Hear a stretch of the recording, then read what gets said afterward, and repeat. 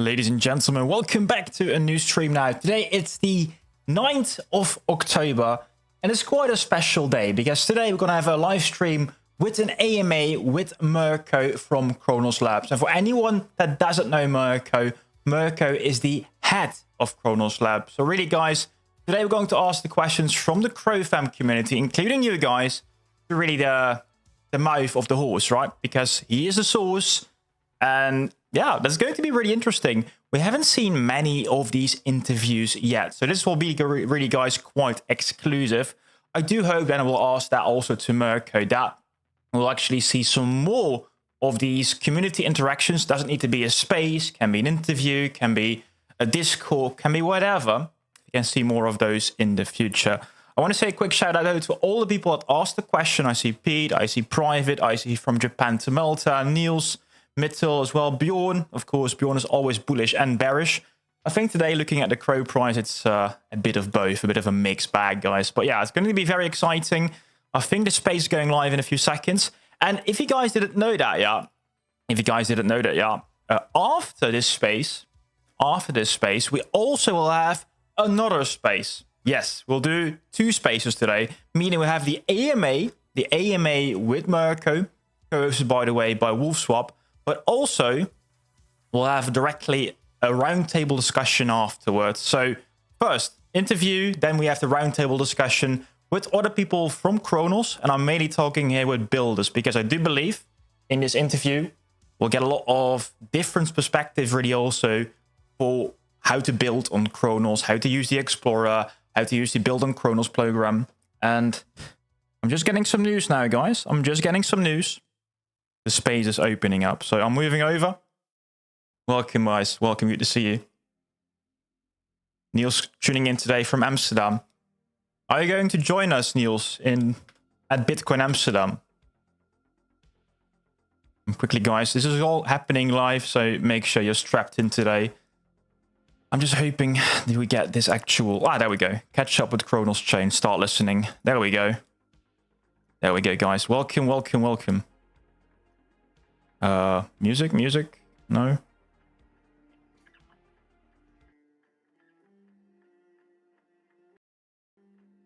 Hear it, please. Let me know. The cam is off. Shit. One sec, guys.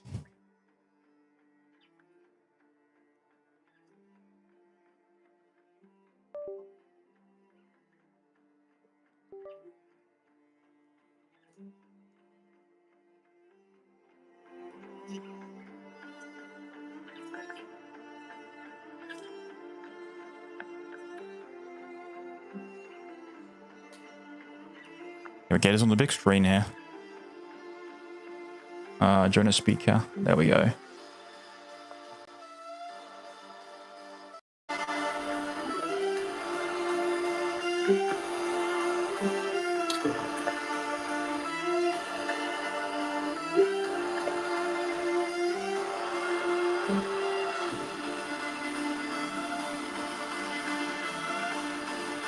Welcome, Jake.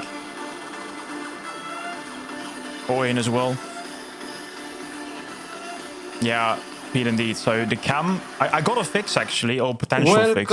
Welcome everyone. It's my true pleasure and honor to have this amazing guest today with our co-host, of course, and Mirko, coming from the Cronos Labs itself. I want first to give the mic to everyone, a bit of introductions, Juju, Coinbaron, and then we will hand the mic to Mirko to tell us a bit about himself. And after that, we can start. How are you guys doing? I was actually waiting for Baron to go ahead, but I'm excited to be out here. This is an interesting space, right? I'm also eager to learn more about Chronos and what's to come in the future as well. So, yeah, I'm excited to get this going. How are you doing, Alex? And, of course, I'd love to hear from Baron as well. Alex was good.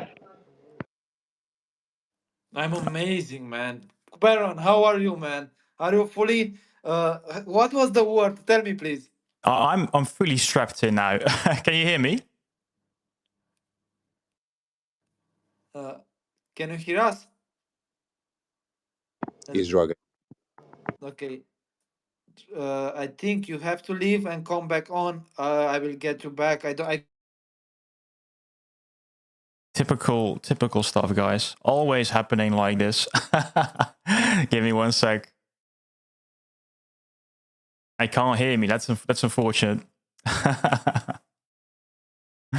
That's why I don't like Twitter. Be the one to invite Mirko. We've been in Korea, Singapore, immersing ourselves in the industry with the community, and now I'm actually back in Rome, my hometown. So definitely the time zone are a little bit messed up, but great to be here and having a good chat and good time tonight. Awesome. So it's good to hear that you are in Europe and it's a decent hour for you. That's always a challenge in these MAAs. I see we have Emily as well with us. How are you, Emily? Yeah, I'm good. Yeah, thanks for having us. Awesome. Let's see, Coimbaran, can you hear us? Can you hear me? One sec.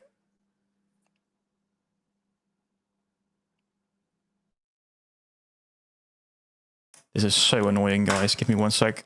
I need to just log in on a different space here. Ay. It's very annoying. Apparently, I'm logged out everywhere. This is typical stuff today, of course. Give me one sec, guys. It is annoying today. Annoying to say the least.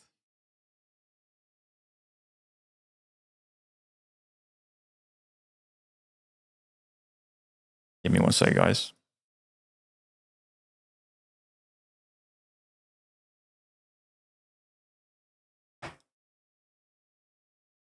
I don't know why my microphone isn't working.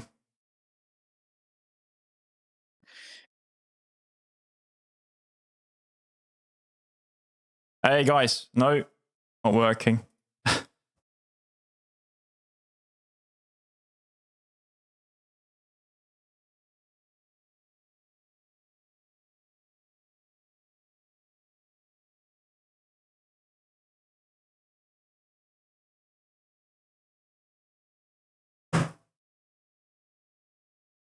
Sorry, guys. I asked them to actually, what is it? No stress. Thank you, guys. I asked them to go ahead and then I will fix my microphone in the main wall. So stay tuned. This is so annoying, though.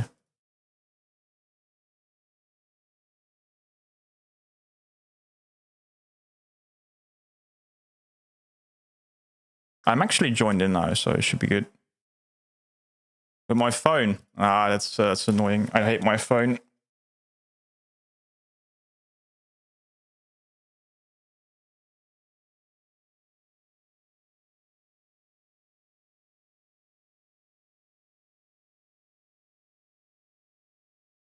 It doesn't work, right?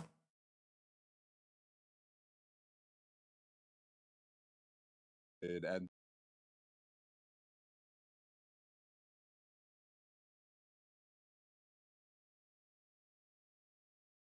Yeah, guys, I'm still waiting for it to actually... apparently, there is some sign, but sometimes it just starts rugging on me. So it's really annoying today. I don't know why, though. That's why I don't like Twitter. Guys, I will be here in a sec. Give me 1 sec to fix this.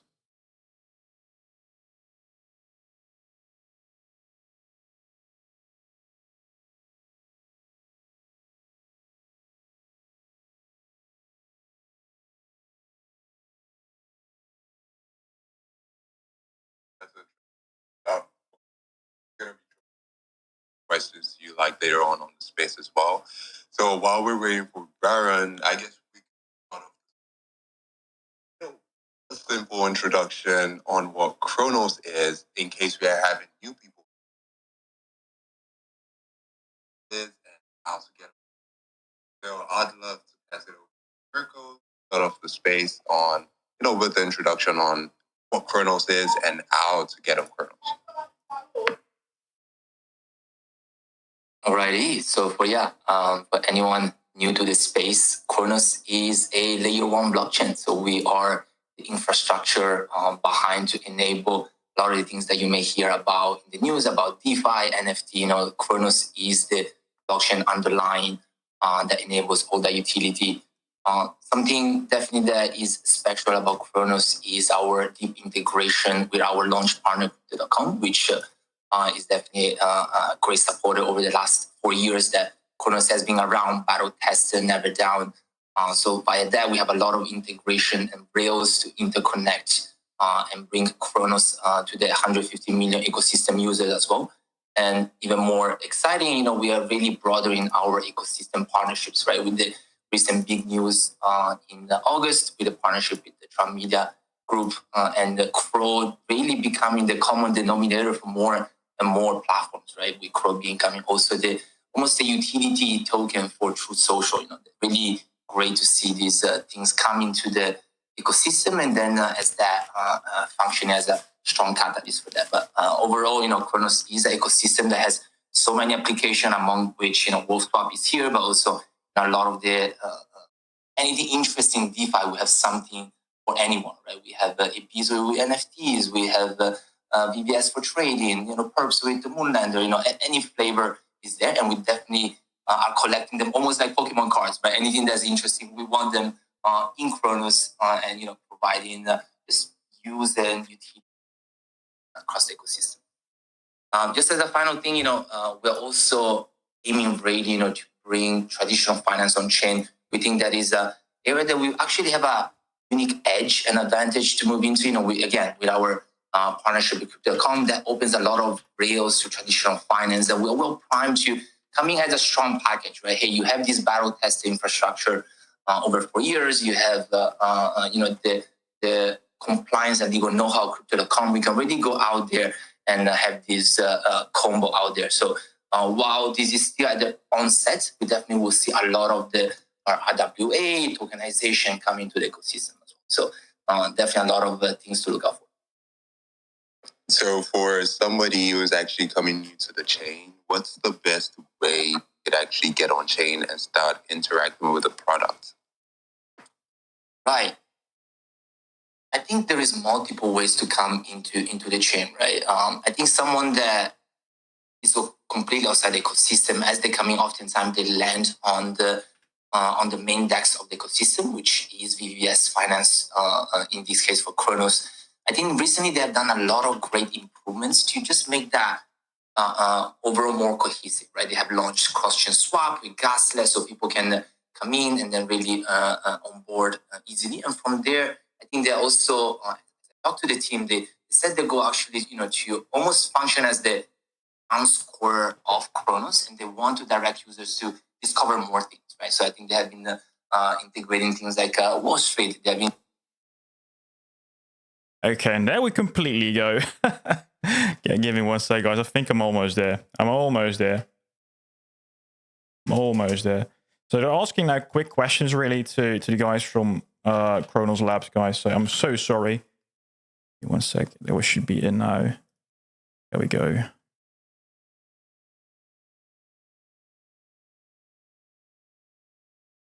Where is the space? There we go.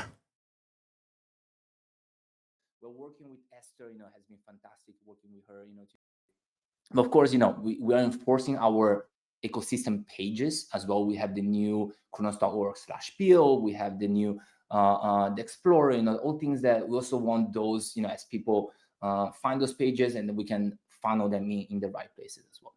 But yeah, those are a few the ones that I can think about. That's awesome. And I can agree that Cronos do have a pretty cohesive. There are a lot of stuffs going around, and it have these partners that can help it grow very much, like on chain, like Crypto.com. Now, like everyone in crypto do have a short memory span, me included. What do you think can be highlighted that happened in the past 3 months? What do you think are the most exciting stuffs, milestones that happened on Cronos in the past 3 months? Ooh, that's a good one. A lot to go through. Let me just I organize sort of things sequentially. So I'll go like reverse chronological order from things I can think about from recent. The one that I think it's definitely Should be good now, yeah. recently is Morpho coming to Cronos, and this is important for a few parts, right? The first point being, hey, really blue chip and sort of huge established apps coming to Cronos, expanding to Cronos, bringing their utility, bringing their community into Cronos. I think that is a first and definitely not the last. So that definitely something that we're out there pursuing more. I think something that people may not have caught as much, and I think is super, super important, is in that news to enable more folk to come to Cronos. Crypto.com has actually built as a wallet infrastructure. So a smart wallet infrastructure that allows anyone in Crypto.com pretty much to have a almost like invisible wallet behind the scene, and for Crypto.com to offer almost like a proxy service for any one of their users, right? So this is major, right? They're really enabling us to bring Cronos more to the user rather than thinking, oh, how do we get people on chain? Right? I think maybe that's a bit the flip side, or like, maybe not the right ways that we have been approaching in the past. Or how do we bring people on chain? How do we teach them wallets? How do we get them to write down mnemonics? Right? This is just really hard for a lot of people, right? So with this new approach and this new infrastructure layer, this is just a first example of, for example, Morpho Vaults being offered to Web2 users within Crypto.com. But the underlying infrastructure can just pretty much bring anything DeFi, especially on Cronos, to this massive retail user, 150 million users. So that one, I think, between the lines, I think is definitely a major milestone. So this one is something, just happened last week when announced. If we go more, backwards, just overall Cronos, I think revamping and refocusing our sort of energy and resources, right? I think you guys have seen we have relaunched the ambassador program. We really want to make the most out of it, reward the right community members and expanding the reach of that. We have refocused our grant and builder programs, right? That actually, just looking now that I have sort of purview of everything, we have done a lot of major deals and grants that we shouldn't just limit ourselves, to the size of the deals. So we really want to make and send out the message that, hey, whatever is the size, whatever is the type of business we're there, it's within our ballpark, right? That we want to play at the highest levels, at the major ballpark as well. So really refocusing our messaging there and relaunching that program as well. So I think that's has been an ongoing effort that in September has already panned out. If I go one more month back, that is August, and I think that probably needs a lot less introduction.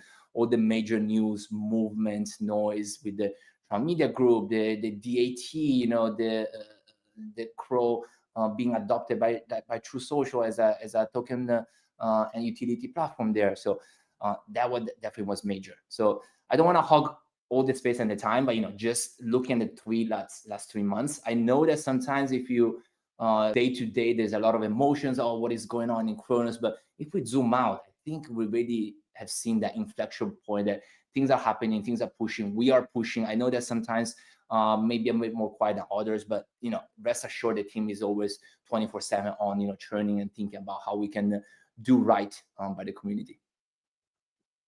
Yeah, so I kind of observed that you were talking about a couple of dApps and showing that a whole lot of attention is being focused with onboarding into the chain, right? So in terms with this, what sector would you say is growing the fastest currently on Cronos? Right. Like I mentioned before, we want all of the sectors in there, but of course we do need a focus. And the focus that we are looking for definitely in this cycle, I think the DeFi and RWA sectors are the ones that are really gaining traction. I think recently, if we look at the narrative in Cronos, I think Perps has been working overall quite strong and growing quite well probably in the last year or so, right? We have dApps, like I mentioned before, with Moonlander as the latest joiner here that is offering crazy bonkers level of perps on equities. I think recently, I don't think they have announced it yet, but they have some really exciting stuff going on as well. Really to offer a very broad spectrum of where you want to trade, we got it. Whatever leverage tolerance you want, we got it type of thing. And previous to that, Fulcrum also has been sort of a darling of the ecosystem, right? Driving billions of volume and really performing well as a key pillar of the ecosystem as well. We're gonna see, I think, more of that as well, of really perps anything type of things as well. But it's also great to see resurgence of NFT, as you guys mentioned. Wolfies is bringing the vibe back, and I just saw the news about WAM and gaming as well. I think all of that is happening. Where we'll focus a bit more of our energy resources as well. As I mentioned, we want them all, but actually we need to sharpen our access in certain area. DeFi RWA is in the funnels of deals and the ticket sizes that we're really pushing for, an area that we really want to bring those in, and multiple reasons. I think we can definitely talk more about this area if you guys keen, but I don't want to rant on this area. But that's something that definitely has been a key mandate for myself and for the stakeholders, to really bring a new sort of level of adoption to Cronos and DeFi, really integrating TradFi into blockchain, which we have seen in many players do across the ecosystem. We know that is not a blue ocean area, but we still think we can compete at the highest level and do very well in this area. But that's impressive, because all of these changed in the last couple of months, and that, from me, I have to give flowers to the team, to you. What happened in the background, I don't know, but I guess there was a lot of back and forth. Now, as the focus, we all know the Explorer changed. That was a major leap for us, for everyone that is on Kronos and building on Kronos. Now, my question is, what do you think is the biggest challenge on Kronos today, and that can be focused in the next quarter or the next period of time? Yeah, that is a great one. Just as a tangent, I saw some posts, people saying, hey, maybe Elder went a bit soft on me on the last session, and that is seeing the juiciness and spiciness level of the questions coming up. So, definitely down to take those. I may not be able to answer everything, but definitely keen to take everything as a step. But as a biggest challenge, right, I think many of people here will agree. I would say the number one is bridging. We need to give really great bridges into Kronos, and that's as a top 15 actually chain, important. I think something that we are definitely lagging behind. If I have to put it bluntly, I'm not happy where we are with the bridging situation. Definitely something that I've spent a lot of time into that, and the reason is it's not purely about bridging and onboarding people into the Kronos ecosystem. This has a lot of repercussions of negative factors to the ecosystem. And I will give you guys an example, right? If you look, for example, at Tectonic, the major lending platform on Kronos, and you have seen the USDC lending rate. I was just looking at it and advising the team is not good. Is I think like now at 2.66%, whereas any other major lending platform is at 4% and plus, right? So these will not attract people to park TVL here. It will not attract people to really also, if they make gains, to keep them in here in the form of stables. They will want to bridge it somewhere else, for stable parking as well, right? And the reason of that is if there is better bridges, then there will be a lot more organic arbitraging of the rate as well, right? That between the different ecosystems. So it will not be as isolated. So that is also a pain point that I think has been manifested because the bridging situation is not where it is at. So that's why I think this is just one example. So it has many other repercussion as well. So that's why I think bridging is the number one issue. I can agree with that. And our mint of Wolfies was Tuesday. We saw that people had challenges in bridging, even if there is layer 0 now, and that's easy to use, but there are some challenges there, and I'm very happy to hear that you're going to focus on that. I know that Jojo is going to have a great question. Absolutely. I would say give it 1-2 months. I hope it will be day and night difference on where we'll be in bridging. I think we have multiple things cooking with the tier 1 bridges to really, I think the vision is people should be able to move real size. I'm talking about even millions, right? If we talk about institutional adoption of blockchain, a lot of these people need to be able to move millions in and out easily at almost zero slippage, right? If we look at today, I think Alex, we had side chats. I think even the way that it is, we Stargate version 1 of integration today, 10K size move now is I think like 2 to 4% of slippage, right? It's unacceptable. It doesn't mean that it's not fixable. I think we have a lot of the partnership and support there already. We just need to drive it home and make sure that it's properly implemented. Can I tell the breaking news? Everything was here, so it's happening. To go ahead. So yeah, I can see that you're trying to, onboard builders as well into the chain, since you're focusing in bridging and a couple of other aspects with the chain, right? So what is one thing that you think builders on Kronos get here that other builders across other chains don't get? Right.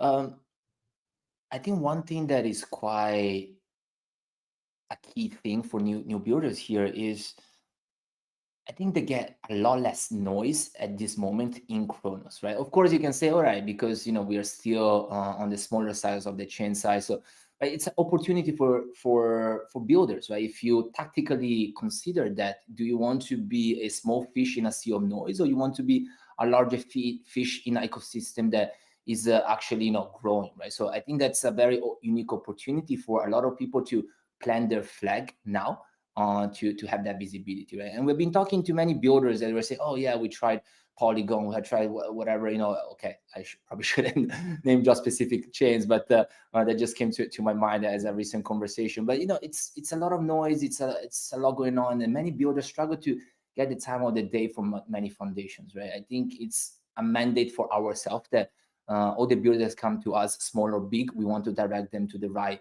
funnel and give them the right level of attention and assessment. So that's definitely one thing, right? That's more of here and now. I think long term, it's unmistakable that people want to tap into the broader distribution rails of the 150 million ecosystem user between Kronos and Crypto.com. Many of you know that in the past 2 years, the rails were not as strong as they are developing now, like I mentioned before, with the smart wallet integration, etc. And just overall, I think you guys can see just the embracing overall of the whole ecosystem as a package type of thing. I think that's definitely more tangible and material to builders that come and say, hey, okay, I have ways to tap into those user base. So I think that's definitely another huge carrot there, right? Ultimately, there's not going to be only one winning chain, right? If you go to a chain that has a constant marketing engine and has a distribution rail of 150 million users, you can count it probably in a handful of chains among the hundreds of out there, right? So definitely, it's another key edge over here. And I think the partnership will get stronger and stronger just over time, right? Like I mentioned before, from media group, through social, that is only one. And I think it's oftentimes a cascadian, super strong network effect, right? Without dropping names, right? I think as this news propagates, I have many more organic inbound opportunities that I think Emily here can attest as well. That even before was a lot quieter. Suddenly with this, many tier one projects are interested to work with us organically, and many of them maybe before was we want XYZ of grant of integration fee. Now either those ticket sizes are a lot lower, or oftentimes they will do it for free and come for free, right? Which really stretches how much we can leverage our war chest, right? Rather than depleting it in a time that maybe was more bear market, I think now we can get a lot more value for the ecosystem and the community. We are a lot less depleting of the war chest. So definitely those I think are the key areas. Go ahead, I Emily. will also add to this.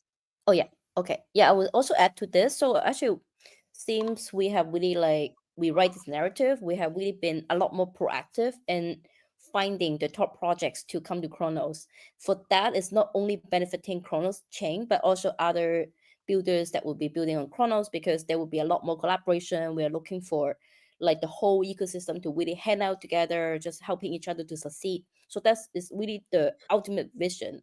That will take a little bit longer term to make it happen, but we are really working hard on this initiative. That's awesome to hear. But because at the end of the day, the tech behind each product, it's tech. people doesn't love the tech, it loves what it brings to them. And these products externally, they can bring their eyes, they can bring their users, they can bring their vibes here, and that's what matters. Now I want to check if Coin Baron is all right. Can you hear us? Check 1 2 2. Check 2 1 2. Check. 1 2, we Yes. can hear you. Yeah, let's go. Yeah, I'm actually curious of what we're talking, Emily, about, finding good partners. Did you have any luck during the events, like networking with good other parties?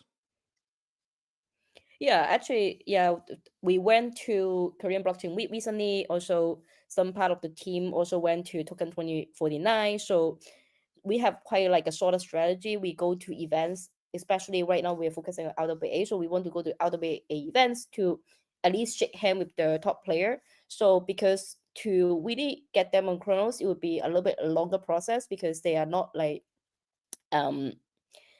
more like the app building on Chronos, but they have also to go through like some of the kind of due diligence process and stuff. So, and also they really value that kind of like in person, shaking hands kind of gesture. So we definitely want to like keep going to more events, keep like understanding better even the whole Outer Way landscape. I think that's something that we are very keen on, like progressing fast on that fund. And yeah, we are also very confident that like after we plant so many seeds, and then at some point we will be able to see the outcome.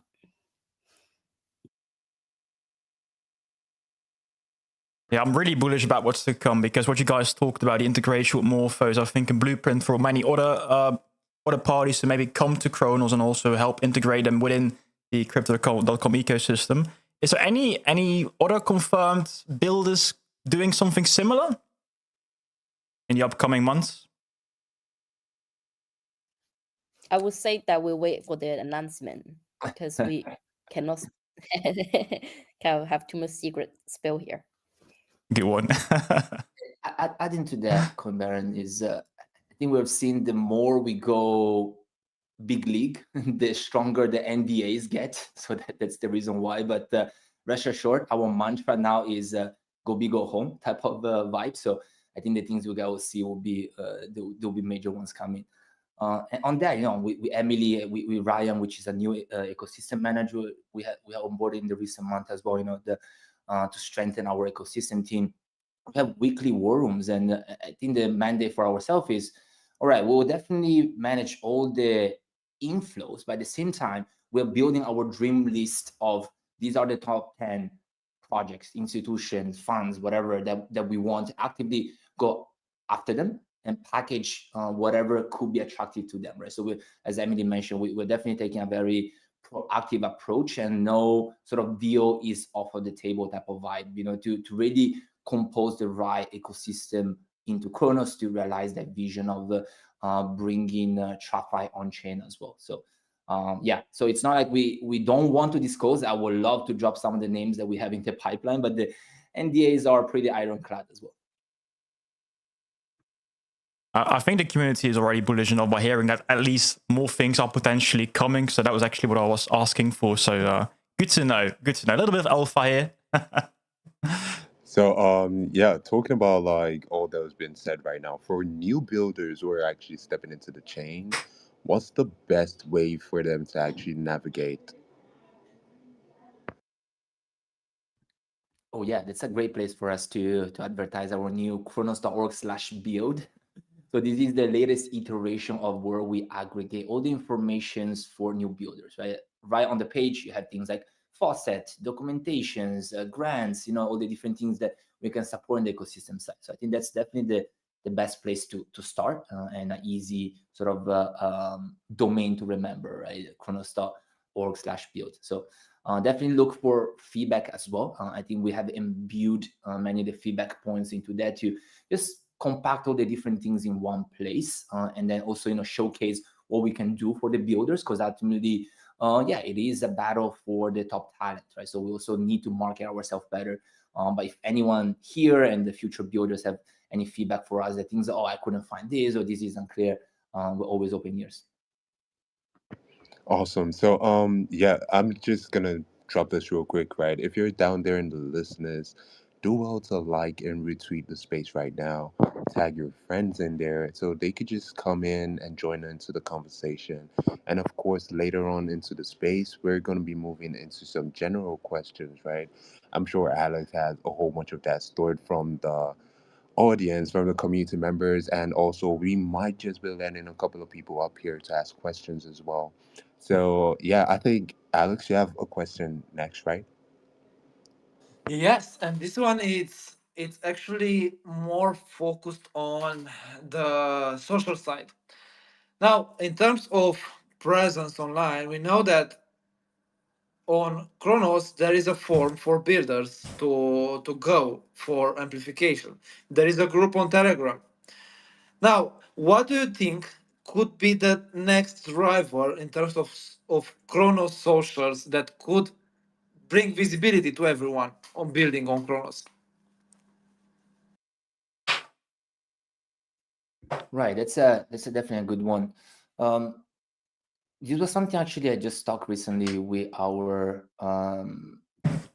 marketing team as well, is that we need to try new playbooks. I think we have gotten into a good groove of things to run as well, but ultimately we need to try new things, right? Like work with new agency, with new KOLs. How do we pump and sort of and go beyond the fellowship of now, right? I think the fellowship is, I think, now currently at 300K. I think our overall engagement actually level from the community is fantastic. We have probably more engagement than some other accounts that have like millions as well. But still, I think for us to provide a good service to the community as we amplify, we also definitely need to expand our reach as well. And sort of the ask from my side to the team is let's try new things, right? And just make your ask, make your pitch, and then in terms of budget and how we approach it, we're definitely keen to iterate. So I think you guys may have seen new type of content, new type of engagement from the main account as well. But behind the scene, we're also working with other companies, agency, and partners that could help us amplify some of those reach as well. But yeah, overall, we are in the rapid testing of different things that work and doesn't work, including for our own social reach as well, which you guys will see more of as well. So I think hopefully you guys have seen some of the changes of how we approach already. But the idea is that we constantly keep going at it, constantly keep investing our reach. So then as we grow our main account handle and reach, as we help give visibility to the community, that can also have a bigger impact as well. Thank Yeah, you. so Go ahead. no, go ahead. I wanted to say that these are important because, as I mentioned earlier, the tech is as good as it is used, and socials are a way to bring people in. And I'm happy to hear that there are measures, and I want to say that we see that there are changes in how Kronos account engage with the community, and I'm very curious to see how the future will look like. Diganja, I see your hands up. Do you have a question? Yeah, I mean, I could definitely wait. I don't want to detract. I do think it's like somewhat on the topic. I hope it's not off topic, but I'll go ahead and ask. So you guys, Crypto.com does a really, really good job with marketing. We see them all over sports, all over the world, right? F1, NBA, everything, right? And as you know, WolfSwap is multi-chain. Cronos isn't the only chain that we're on. And Juju's multi-chain. I'm multi-chain. We go into other spaces, and sometimes I'll encounter a situation where I start talking about Cronos, and people are like, Cronos? What's Cronos? And I say, oh, Crypto.com's chain. And they know Crypto.com, but they don't know about Cronos. And I'm just wondering if that is a barrier for you guys when you're trying to attract projects. And also if the marketing team has any ways to help with that differentiation so that people don't see it as two, but see it as one, the way that Cronos people see it. Like myself, I see it as one, but other people, they may not. Oh yeah, that's absolutely on topic. Definitely an area we want to push on. The first part, right, about many people not knowing that there is Cronos as a chain that is tied to the whole broader ecosystem as well. That's a strategy we are actively pushing to change, to have more industry events, roadshow as well. I think I dropped a little note in one of the community posts that we do have a new head of ecosystem joining quite soon, and the idea is for this person to sort of divide and conquer with me, with Emily, with Ryan, to go out there and sort of preach the gospel of Cronos in a sense, right? And increase visibility there, as well as investing in these events, talking and establishing thought leadership of what Cronos stands for as well. So that is part one. That overall, I think coming in from more dormant state in the last 2 years in terms of events, definitely an area that we want to actively invest more on. And on the recent Korean Blockchain Week and Singapore activity is definitely a first sort of a taste of that, but definitely more to come. On your second part of your angle, I think the question I'm picking up is how can we tie that up better to Crypto.com's marketing effort? How can we better piggyback on that? I think that's something that community has picked up as well, that a lot of the Crypto.com leadership talking and sort of really vouching for Cronos and many things happening. That is definitely a first major step, right? I think everyone can sense that the tailwind is definitely different, as key leaders in the US, in various governments that are really embracing tokenization, embracing the reality that blockchain infrastructure can really be the next upgrade to traditional finance. This really creates that sort of a golden age, to really for crypto and for blockchain to come out from that dark era of the last 2 years of being perceived more as a scam. I think now really the huge names of BlackRock investing into this is bringing a new positive alignment to the ecosystem. And I think we're seeing also more over a broader embracement of Cronos and the partnership with Crypto.com as well. So I think that's definitely one key area that I think will continue as the foundations are right, as the timing is right now. So, Awesome. Thank you. This is perfectly in line, right, with the topic, and actually flows into the next question I have out here. So, looking at the barriers that you have when you're trying to onboard projects or people into the chain, what do you think is the biggest driver of new wallet activations on chain lately? With this one, I'll probably go with a more pragmatic sort of type of answer. Ultimately, in the various ecosystem, I think price volatility news is the driver. We're seeing sort of, especially in the August period where the DAT was announced, Trump media, and overall, the volatility of and movement of CRO was quite sort of strong. That definitely revived a lot of activity. We had the sort of a yearly high in terms of the transaction volume, I think hitting 700K per day.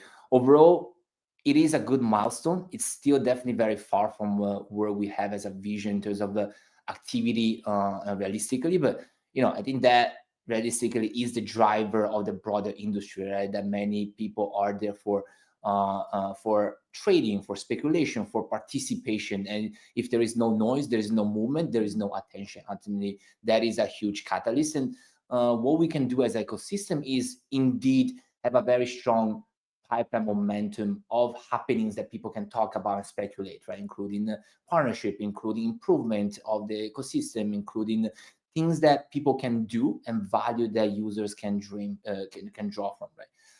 So yeah, that will be my more pragmatic take on this one, that on what has recently, influenced Cronos. But yeah, partnerships and activity definitely the huge catalyst for us. If I can maybe add on to that, Juju, I'm sorry. So you're mentioning like price is one of the best ways of marketing, actually, also for the Cronos chain. I'm also just wondering, so Cronos Labs is, I think, also one of the guardians, really, of the Crow token itself. And I think there are also, I don't ask you guys to pump the price, right, because it's a free market, but I think it's a fair ask to talk about tokenomics. In the roadmap, the previous roadmap, you guys also mentioned a quarterly burn. Is there anything still happening also on that front, maybe, Mirko? Yeah, absolutely. By the way, side tangent, I'm really excited to be interacting live with you, Baron. I watched a lot of your videos starting even like 4 years ago, just as a CrowFam lurker, and now actively directly interacting here feels surreal, and then representing Cronos. So yeah, just a realization moment, maybe a little bit of a fanboy moment, let's call it. But going to your question, so yeah, tokenomics definitely a key part of it. That's why with the recent big move of the war chest, the 70 billion, addressing that directly, a lot has happened, right? So we really wanted to take a bit of a pause and reflection of all the other things that are already in the ecosystem, such as the quarterly burns. How does it fit into the new Cronos world, right? In this new approach that we have, does it still make sense? Should we think about it differently? Should we maintain it but add on top? That is the reason why that it has been temporarily paused. But yeah, the idea is that will still remain there. It's still accumulating there. We are now finalizing how we're gonna best leverage that, but definitely, definitely not out of our minds. I know the community has been asking for it. It's not like we want to ignore that. We just want to say, hey, is this the best use of that? If yes, let's do this. If not, that's what is there. At this moment, I don't have another confirmation of that, but it's in the works. Just to quickly get some clearance on this, are you talking about the community pool burn or the other burn? Correct. You're referring to the quarterly 50 million one, right? No, actually, in the roadmap and also in the previous tokenomics page, they were talking about investigating an additional quarterly burn formula based on price and block size. That was the previous roadmap, so I'm just curious what happened with that one. Oh, I see. Sorry for taking the wrong one. Okay. Yeah, you're referring to that one. So that one is still in there. I don't know if actually people have seen also the new white paper that has been refreshed as well. I think that one is still definitely in there as well. We are still working on finalizing the formula, how best to capitalize that, especially now that we're seeing, for example, maybe a bit of a hint, wink, wink, Crow being sort of the utility token, not just for Cronos, but becoming more the common denominator for things for other platform and partners. This is not just a Cronos type of thing, right? That's why we're taking the extra time and the design, as well as running it by different partners and getting more feedback on the overall how can it be the catalyst and almost be the hub for more and more partnership as well. So not something that we just put in the corner. Seeing the white paper is still in the works and discussion with partners as well. And yeah, as soon as we are ready to finalize that, we'll publish that. But yeah, it's still on top of our mind for sure. Yeah, great to hear, and also thanks for the kind words. I hope you can drink a beer in the future at one of these events, because I've seen you drink a beer with Oscar, and I'm really jealous. Sorry, I missed the last 10 seconds. Could you repeat that? It just glitched for me a bit. No, yeah, I seen you drink a beer with Oscar Ramos, of course, also one of the bigger creators within the space, and I'm jealous. I also want to drink a beer. I'll definitely be more around as well, in the European side as well. So we'll definitely find each other in events, and as perhaps maybe we'll do a Cronos brand team event in Europe, and definitely want to invite the Crow fam in the area as well, and grab a beer. But yeah, that was a great time, and really having the Crow fam walking up to me and say, hey, I'm this and that, and then I also recognizing people. Yeah, that was definitely a fun time in Singapore. On this topic, while I have you here, I want to ask, it's in the plans to start creating a presence in Europe as well, and on Europe events? And if yes, or if no, can we have a list where Kronos is going, sponsoring worldwide? Yeah, actually, I Yes. can. Yeah. Go ahead, Emily. I was gonna tell everyone that we will be in one of the Cosmos event, Cosmos Verse. So yeah, I haven't announced yet, but we will spill a little bit of alpha here. I wanna, yeah. So it will be in Croatia, Oh, and then we will definitely announce the details. Awesome. So it's gonna be the whole Kronos team, or how it's gonna be? Just gonna be like a small part of the team. Not everyone can make it this time, but yeah, we would definitely plan to have more presence in Europe next year, especially for some ECC, the big events. Yeah, now that we definitely have been pushing more on the exposure part in around the conferences, so Europe will definitely be one of the very targeted market, given that we have so many community members here as well. That's awesome to hear. That's awesome. Thank you very much, Mirko. I know that this might be a bit more spicy, but I want to ask because I saw one of your tweets, so it is public. You tweeted that there's gonna be some changes happening on Kronos in November. Now we got used with you. Tell us. We want to hear the story from you. What's gonna happen from November? Wait, sorry, which tweet are you referring to now?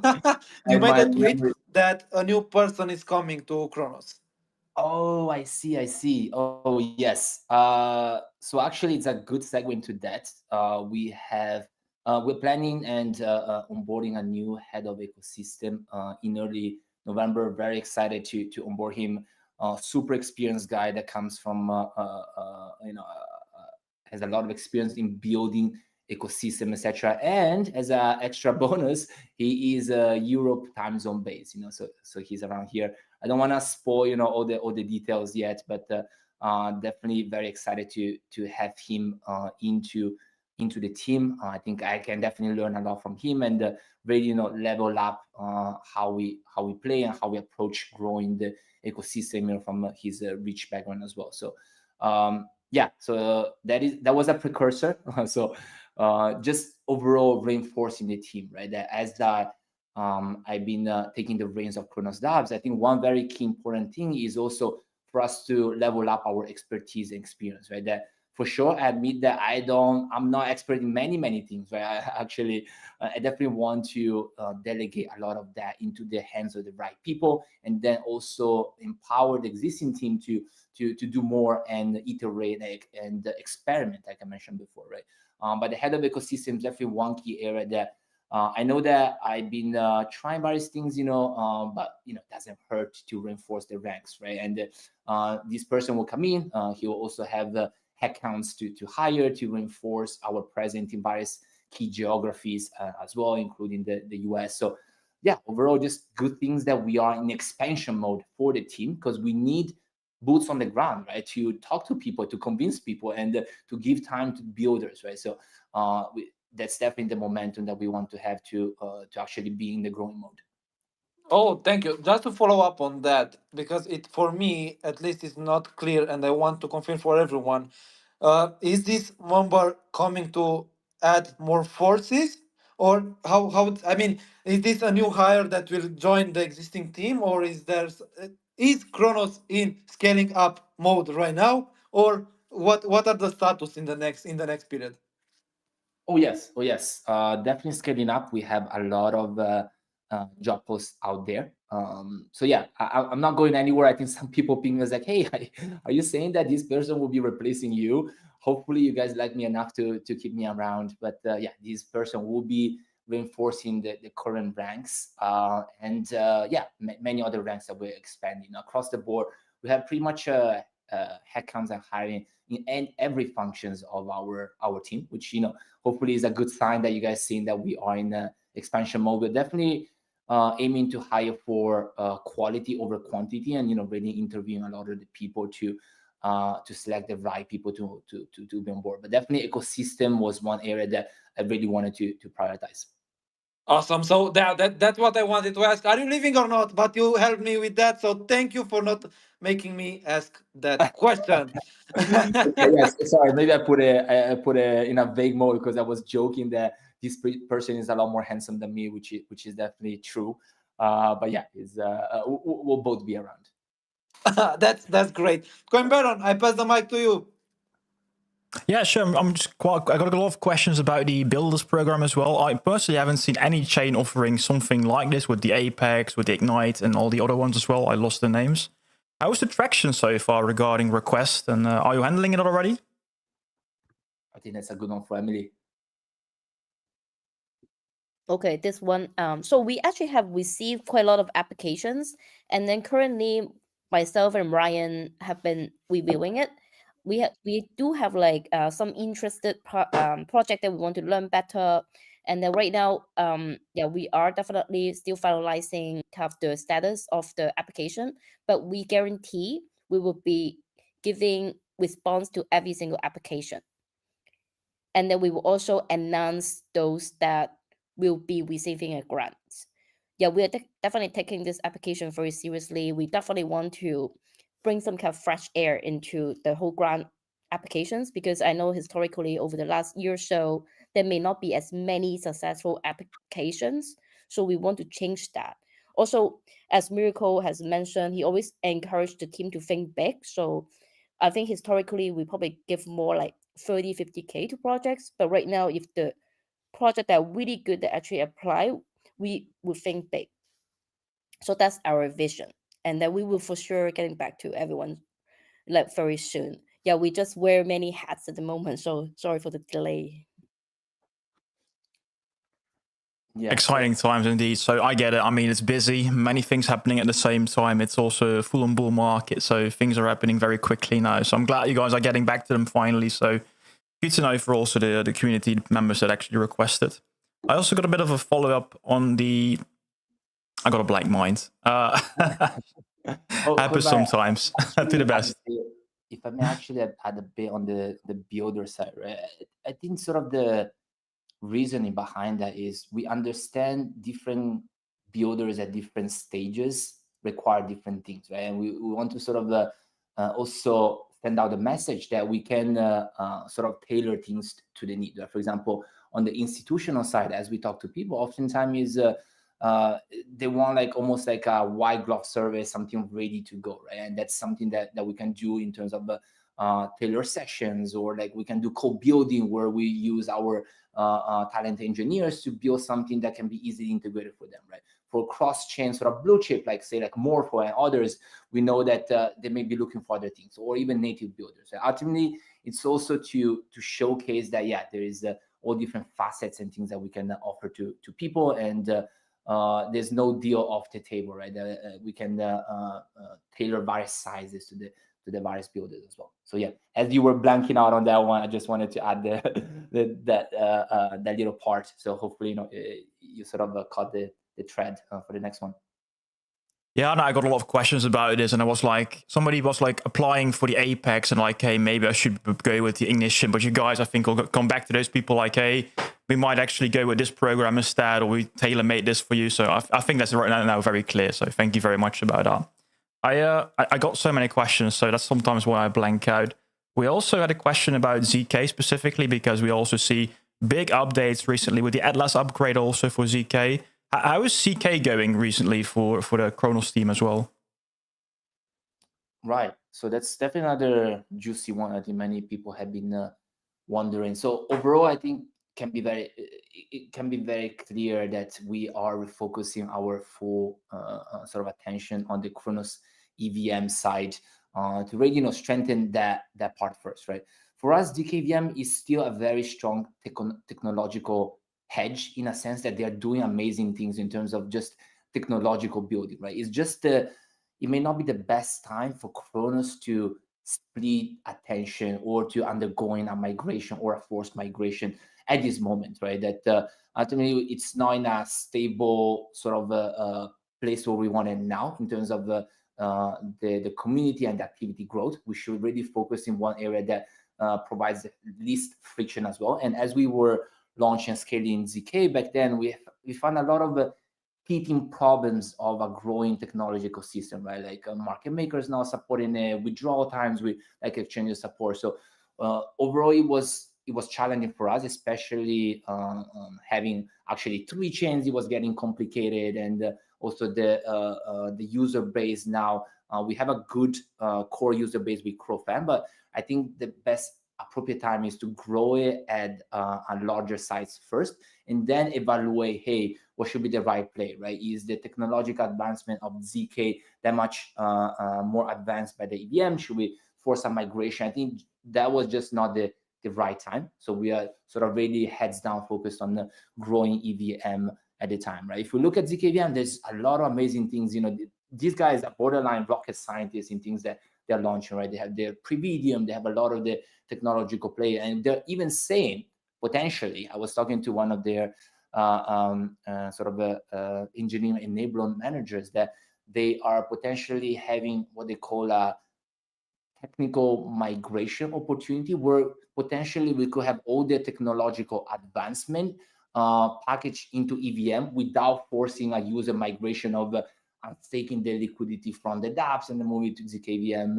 This may be a bit longer term. That's also something they are looking into as well. So ideally, that would be the best scenario, right? Can we get all the technological advancement like single sign-on, Previdium, all the scaling, all those factors inside one chain and without needing the users to migrate? That would be the dream for me as sort of the foundation.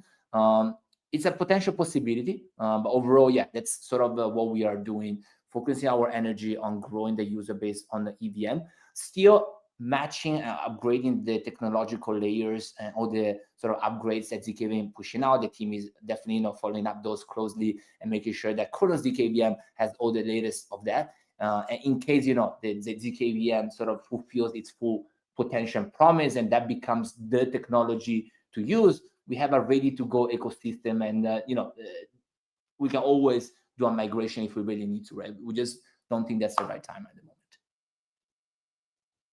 Yeah, very fair take. One final follow-up question about that regarding ZK. I saw an update from Thomas about the testnet regarding also gas fee reduction. Is that still coming to ZK? So the upgrade that Thomas, I think, is working on, and I may be misquoting him, I just had a chat with him last week. I think we are matching the upgrade, like I mentioned before, all the different new releases upgrade. We want to patch those into zkVM. If there is a need of adjusting the parameters on zkVM, that's not sort of something that we have confirmed yet. I don't think with the current usage and activity something that has been a blocker issue for zkVM. I think there's other more, like I mentioned before, more like broader ecosystem adoption of zkVM as potential bottlenecks. So I think on that front, he's just upgrading with the latest sort of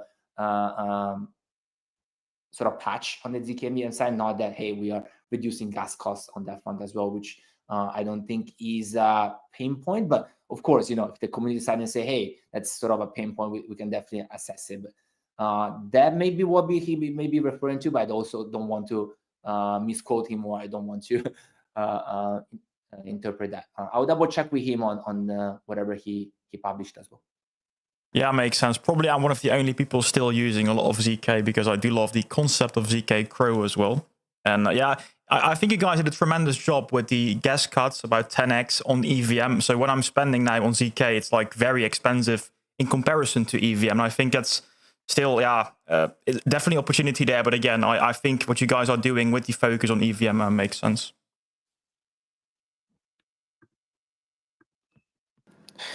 Mirko, it's been an hour. I don't know. We planned this for an hour.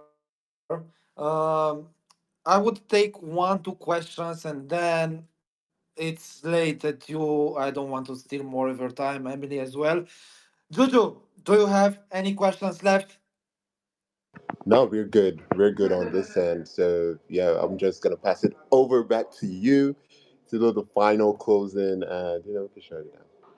Awesome. I would love to address one question that is being pushed by devs, but mostly community, because it affects the community, and at the end, it affects us, the builders that are building for the community. And it's a pressing one. Now, I don't want to create pressure, but it's about the Explorer.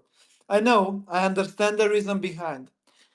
The problem with the migration is that once people are getting used with something, it's harder to make them used with something new. What could you tell about the next steps in terms of the new Explorer? What should we expect in terms of the next steps with the new Explorer? Oh yeah, that's definitely a a good one. I think has been a lot of feedback on socials. Definitely appreciate that. I just saw Salva's logo as well. I've been chatting in DMs with him, and he has been compiling a lot of good feedback that I passed on to the team as well. So what to expect, right? Is I mentioned in one of the threads, I want the team to build more in public. We want to convey the message that, hey, all right, let's take it on that. Okay, the migration was not maybe as smooth as we originally hoped for, that there were a lot of still kinks and things that are not optimized, but let's just give the community a list of how we are thinking about the problems, what we're going to solve first, when we are going to solve that. I think that goes a long way to instill the confidence to the community that while today there's a lot of problems, that is not something that we cannot solve, right? We have a robust team behind the scene to work on that. I want them to just be more communicative of hey, we hear you. This is all the things that we compiled. This is what we're gonna tackle. And if there are certain things that are still missing, we'll keep hearing feedback. I think that will improve, right? So that's what to expect from that. And then I've been putting a lot of pressure on them, on constantly forwarding them tweets from you guys complaining. I think they can definitely feel the heat from me. So hopefully, they don't hate me for that. But I think it is needed, right? And that's definitely a problem to fix. Sorry, yeah. No, go ahead. No, I just wanted to say that that obviously people talk speculation, everything. So I want to ask a question. Do you think it would be possible? I don't know, a list, a roadmap, or stuffs that are working, or as you said, more building public. Maybe some devs from Cronos can take part in the building of this. Do you think this would be a good idea? Oh yeah, for sure. So for example, I know that smart contract verification and getting even previously verified things, more seamlessly reflected into that is something that they're actively working on, right? I don't know if everyone knows that's the top priority. I think that's probably one of the major issues that I've seen a lot in the builder community as well. But then there's a lot of UX improvements, Salva mentioning, the tags, amount, etc. So I think that's all in their pipeline. I also been asking them to compile and publish, what they plan to prioritize and the sequence. So that's something that I'll be working with them to showcase more with you guys as well. I just wanted to do a side plug on the rationale behind this as well. I know that while there's definitely a lot of things that are still there in terms of the Explorer of functionality and the feature parity with Etherscan / Chronoscan, I think for the long-term game, I think it was definitely a band-aid that we had to rip off, right? That now that there's only one solution, we definitely hear a lot more direct feedback, which is pushed to the team to rapidly get those things fixed as up.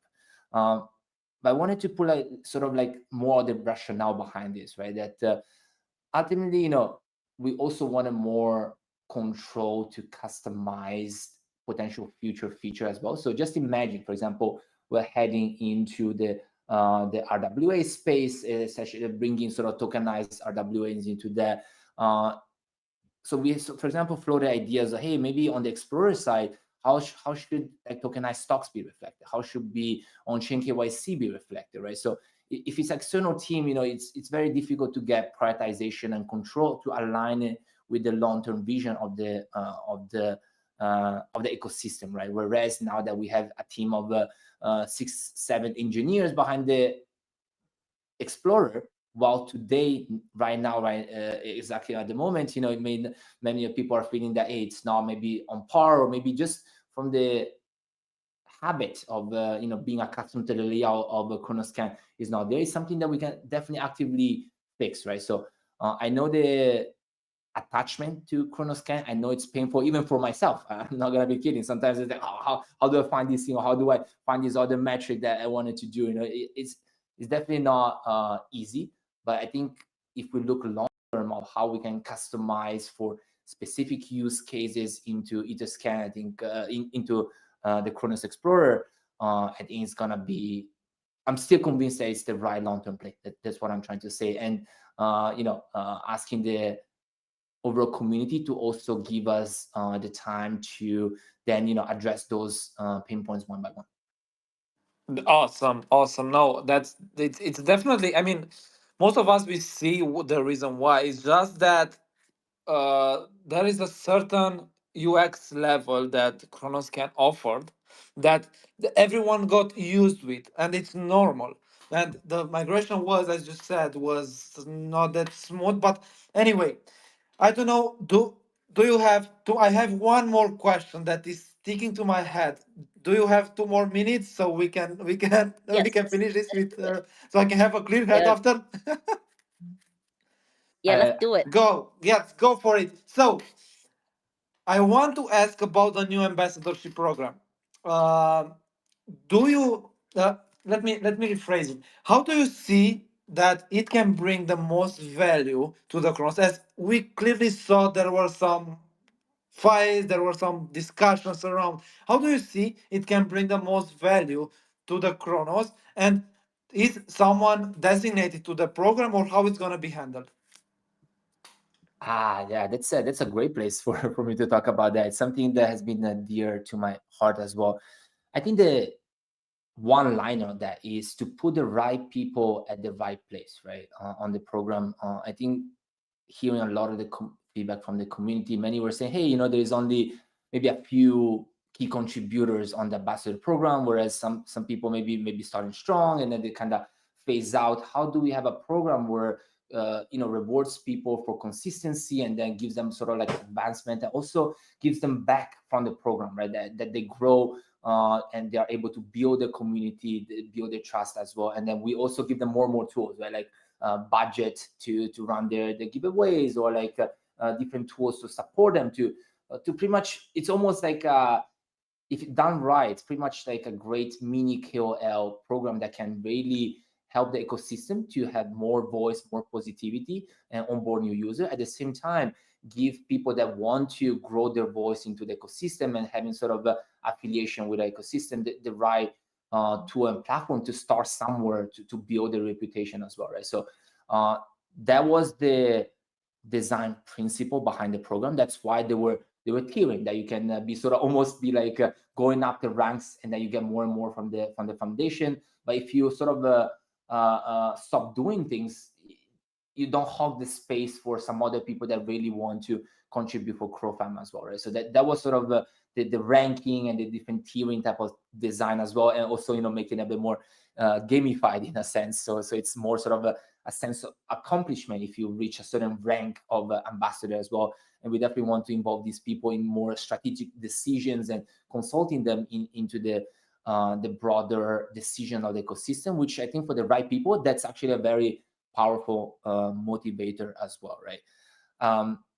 And just on top of that, what we're also doing is we actually have secured a new joiner that she will be pretty much focused 100% on maintaining the ambassador program, because we want ambassador, but we also don't just want to let them run freely without guidance, right? So we want to have someone that manages events, sort of has touch points with them, and then provides them with content and material that they can also, sort of massage into their own voice as well. So it's needed. So that role was not there today. We have secured a very good candidate. I think that will be, I think she will be very loved by the community as well. It comes with great personality and positivity. So she will be joining to manage and work with ambassador to help them grow, as well as help to unify the voice and the effort of the ambassador program for the ecosystem.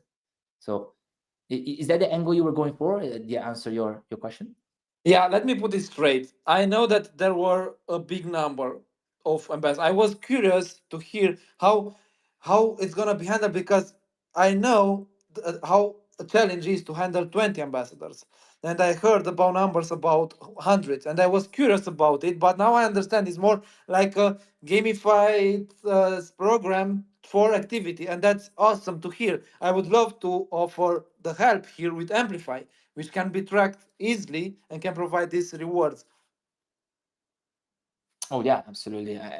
And we have been talking DMs as well. I'm a fan of Amplify, and I would love to see it grow more and take more of an ecosystem support system, so definitely keen to chat on how that can be incorporated into an additional tool for making the ambassador program successful.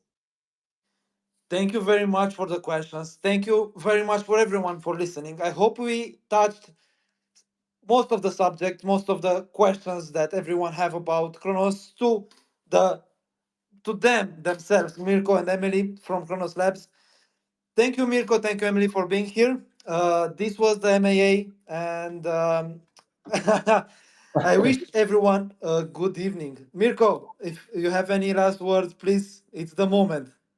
Alex, actually, if people still have a few minutes, right, that maybe we still have a few minutes to take some question from the audience as well, because I think people were saying, Elder Carl was pulling punches as well on the question. So maybe if you guys want to select randomly a couple of people from the audience for any question, I'll do my best as well.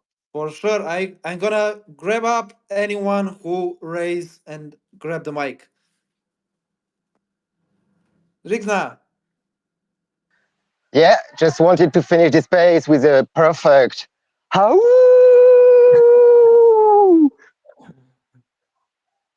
Awkward. my man. I bring the man, Elder Carl, over here. How are you? Yo, good morning and afternoon. Appreciate it. Good AMA. Also, whoever said I was pulling punches is a clown. Alex was way nicer to you than I was, for context. I had two quick questions. One, you guys talked about recruiting projects, which is great. Have you guys also been looking at like finding incubators, other VCs, investors as well, kind of showing them what you're kind of gathering to the chain, more or less, to also bring other groups? Because it's great that you guys are offering an incentive program, but it would be also cool if there was other, third parties that were also looking to incubate projects here. Awesome. I swear this question was not planned. Actually, that's a very good topic and dear to my heart as well. That overall, if we want to attract the top builder in the ecosystem, they need to have funding opportunities and sort of ways to scale, right? So definitely, I forgot to mention that as well. And thank you for putting that question. We are in talks better support Cronos projects, right? Because realistically speaking, there may be, someone is a project and go to VC, and if the industry name of Cronos is not there, then it's like, they may not be as keen to fund it, right? So we are actually working on behind the scene on how to make projects attractive to VC. Of course, we also have in our network many other VC as well, but we're working on the also catalysts for making Cronos, as an example, besides just having broader reach and for project to be successful, having the metrics as well. Other things that VC look for is can the projects into an ecosystem get listed into multiple ecosystem, right? So that's definitely another area that we are working actively to make sure that there is more partnership and support for ecosystem projects to be listed in various venues as well, right? So that's something that VC indirectly look out for. And so we're also tackling from that point, right? Of course, VC today is something that we can do, but most importantly, if we fix the root, how do we make the projects that they will actually want to come to invest in the project in Cronos? And we are actually fixing it from that angle. One of the points is how can we get more project listed in the more Cronos project listed, not only in the Crypto.com broad ecosystem, but even other tier 1, tier 2 chains. Ultimately, it's aggressive ladder that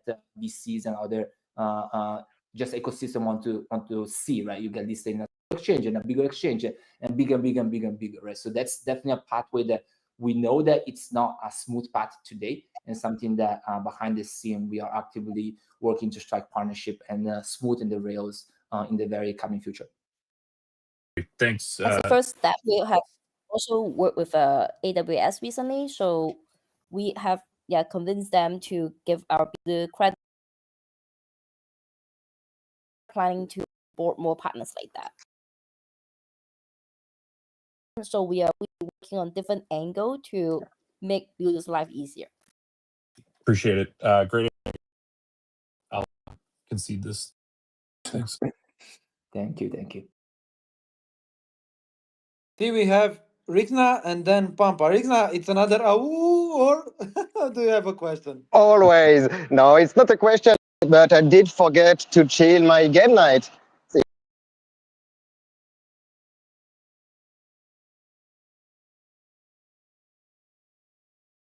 And I invite Mirko. If they want to see the energy in the best place to be. You're a crazy man.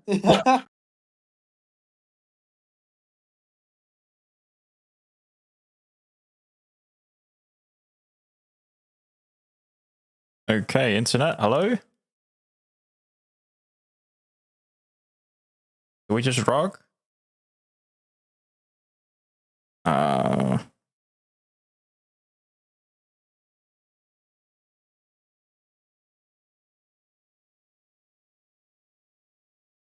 More questions?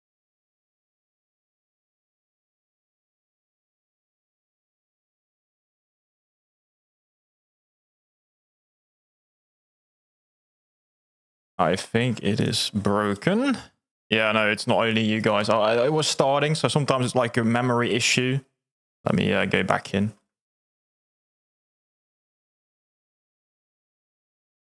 So super annoying though. Hello? Bonjour? I think just X is broken here. Like the actual... Do you guys... Can you guys still hear me? I believe like the actual Twitter... Oh no, wait, it's my browser, I guess. No? Well, we can sing a song in the main world, but... there we go. X.com, let's go. There we go. It's just very slow today, guys. I'm sorry. Today we got all kind of technical issues. Yeah. Okay. Okay. There we go. That will be growing. I know that as we hand off, attention, small or big project as well. Awesome. Thank you very much for the question, Boomer. Thank you, Mirko. Pampa, do you have a question? Yeah, just a quick one. Thanks, Mirko. Thanks, Alex, for hosting this amazing space. We talked about shortly what Cronos chain can offer. That was a really great question from Juju. And what Cronos can offer. And I always believe that that's for one of the best place for mid-sized projects, because they can grow in peace and there is not as much competition as on bigger chains. But you mentioned that you also shooting higher for trying to attract bigger projects. So I always wondered, because we did have partnership with bigger projects in the past, but somehow they kind of just I don't think the connection stayed, so they distanced themselves from Cronos. And so what tools do you have to attract top tier projects, those big the big ones, to Cronos, and how can we keep them? Right, that's a great question. So the approach I've been taking with the top tier project, right, is what they care about definitely is distribution and growth for them as well. So we've been approaching them with a lot sort of as a cohesive package of, hey, you can build on Cronos, there is also things that we can support you in addressing and targeting the broader 150 million ecosystem. So actually we work closely with two strategic partnership managers from crypto.com side. So sometimes we join calls together, right? Like ultimately is the common denominator is the CRO token for Cronos for crypto.com. So if it does well, it definitely can make the programs that they have on their side much more attractive as well. The card program, the different staking program as well, right? So definitely we have seen a lot of support from their end. So in short, yeah, we approach many of these projects where we invite also our counterparties, strategic partnership managers from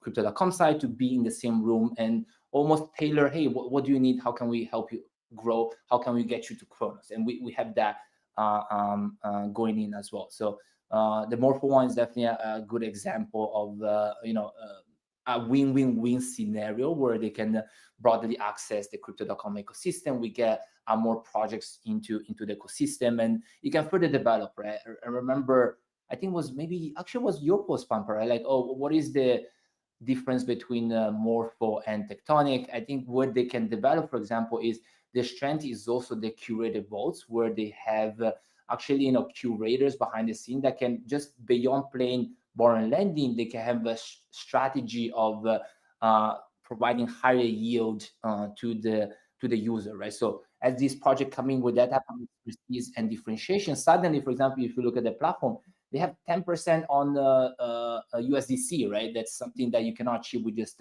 vanilla lending. It is not there in the phase one of the rollout, but that's sort of, for example, the expertise that they can build as an additional value add to the ecosystem. So that has been how we've been approaching it and why we approach it. It's like I mentioned before, we're going more of an outbound approach of, hey, these are the top 10 sort of blue chip huge projects that we want to bring in the ecosystem because XYZ, and we'll go aggressively to show them sort of like a blueprint or sort of like and fine tuning what we can offer them and not sort of stop at the first iteration. We can tweak what we can offer them, and we want those projects that can be complementary. For example, Morpho with their strategy vault, they can even build on top of the existing ecosystem lending platforms such as Tectonic. So that has been how we're approaching, or who should we sort of go after. Thank you. That was a really good answer. Thank you. Absolutely. And side plug, definitely always great to chat with you, Pampa. You're definitely one of my favorite people in the universe, with your optimism. Actually, even the encouraging words, on your side. On our side, on the lab side, on the foundation side, we don't also have a crystal ball. We're trying different things and trying to do right by the community and try things. And, oftentimes you come in to say, hey, good job, like it really gets us going. So just wanted to thank you for that as well. That a kind word, a gesture from the community actually goes a really long way for us at the foundation as well. You deserve it. Thank you. Awesome. Jojo, I see you have your hands up, and then let's close the space. Jojo, go ahead. Okay, thank you very much. It's actually a pleasure having you up on the space. I have one question for you though. It might not go in line with the topic right now, right? And it's, if you're looking right now, looking into this X space right now, what is the most visible PFP you're seeing up here? I definitely see a lot of wolves over here. So what Jojo wanted to ask, just to when will we see a wolf PFP? Definitely, congrats on the mint. It's great to see the NFT energy chasing trades. I definitely had my shares of investing a lot in many NFTs as well. So great stuff there, and looking forward to see the expansion of that. Thank you, Mirko. Thank you. I have to give flowers. Cronos resisted very well for a 9-second mint. It went smooth. No issues. LPCs took all of the heat like champions. Thank you very much for Mirko, Emily, who's been here with us. Emily, if you want something to say, if not, we're gonna close the space because I know it's late for you guys. I'll just say I love the energy. Thank you. And thank you, Swap, for bringing all these good vibes to us. Thank you. It's our pleasure as the builders on Cronos to provide this energy so you guys can take this energy, build further with us. We can amplify whatever is on the market. Thank you very much, everyone, for joining us. Let's build on Cronos. Let's make Cronos great again because we do have what it takes to beat whatever other chains. Let's push forward. Thank you. Have a good night. How? Thank you. Oh, thanks everyone. Bye-bye. Okay. Interesting. Very interesting. Not closing that up.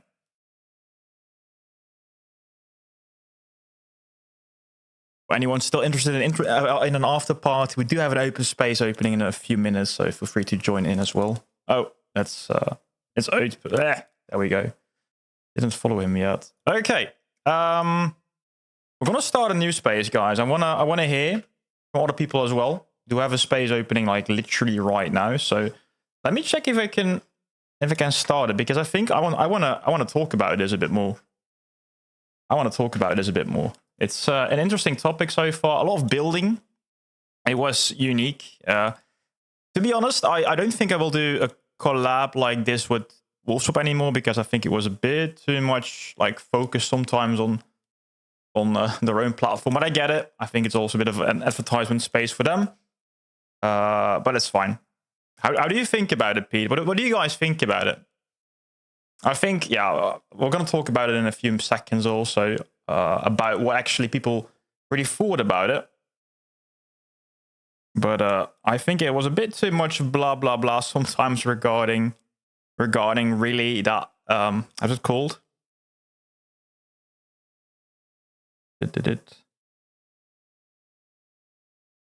Yeah, it was not really answering the question about how is it called again? About equality burn. Got it. Schedule spaces. Start now. There we go. We should be going live now, guys. Give me 1 sec. I need to fix this also here on Twitter.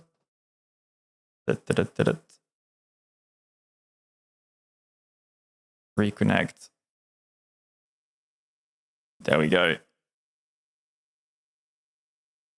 Welcome, guys. Let's give us a few seconds, guys, to really get everything in. I want to also invite Alex. And I want to invite a few people. Hayden. And a few more people as well. Elder Call.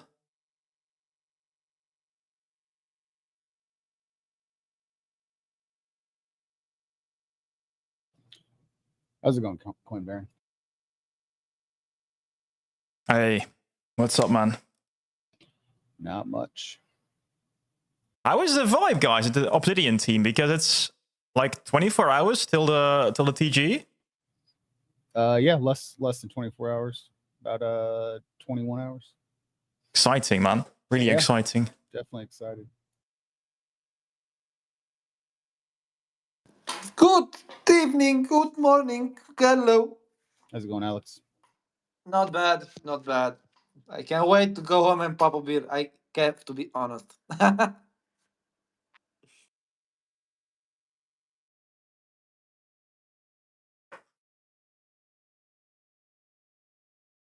we got Elder Call in. Still waiting for Pampa. No.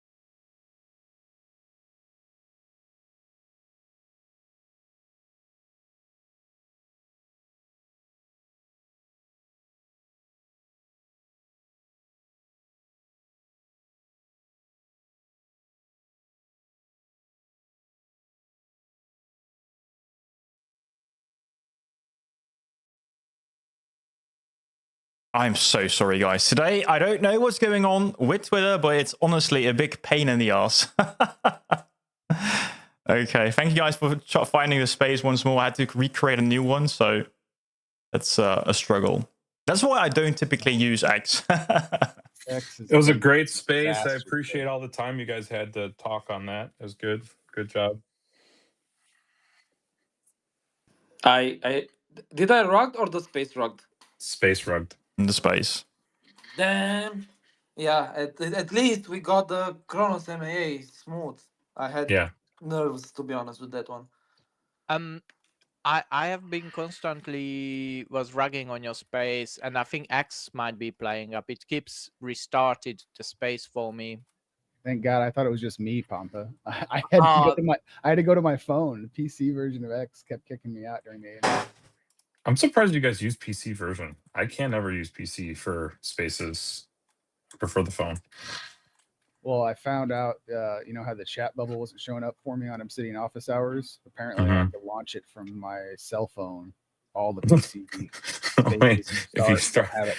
I was like a month of trying to figure that out. Someone randomly said it in the space the other day. I'm like, are you serious? Like I was wiping my cache. I was doing all kinds of stuff to try to fix it. Hilarious. I think it was actually Arb who just gave a thumbs up. So appreciate you, Arb. Great space, Alex. And by the way, yes, you are lucky then that it was not rugging for you. I think it's that was a blessing for you, because I think there are issues with X at the moment.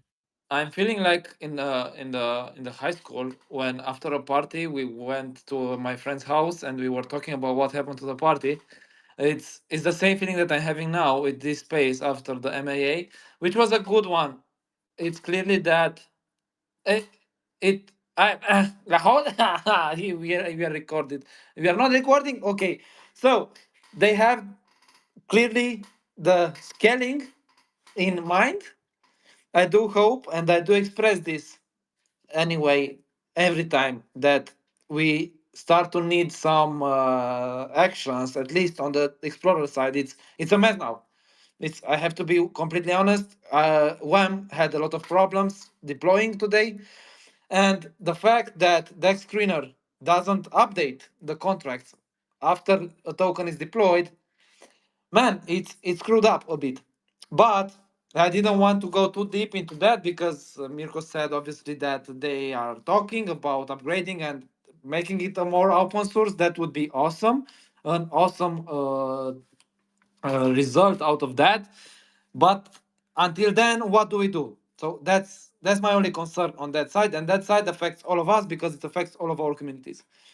That's This is the thing that I was talking about the other day, is like, I can't, as much as I want to scream at them on the Explorer, at this point it's very clear we're not going back, so it's not even productive to do that. Just get them as focused on getting it right and park all the other nonsense to the side, in my mind.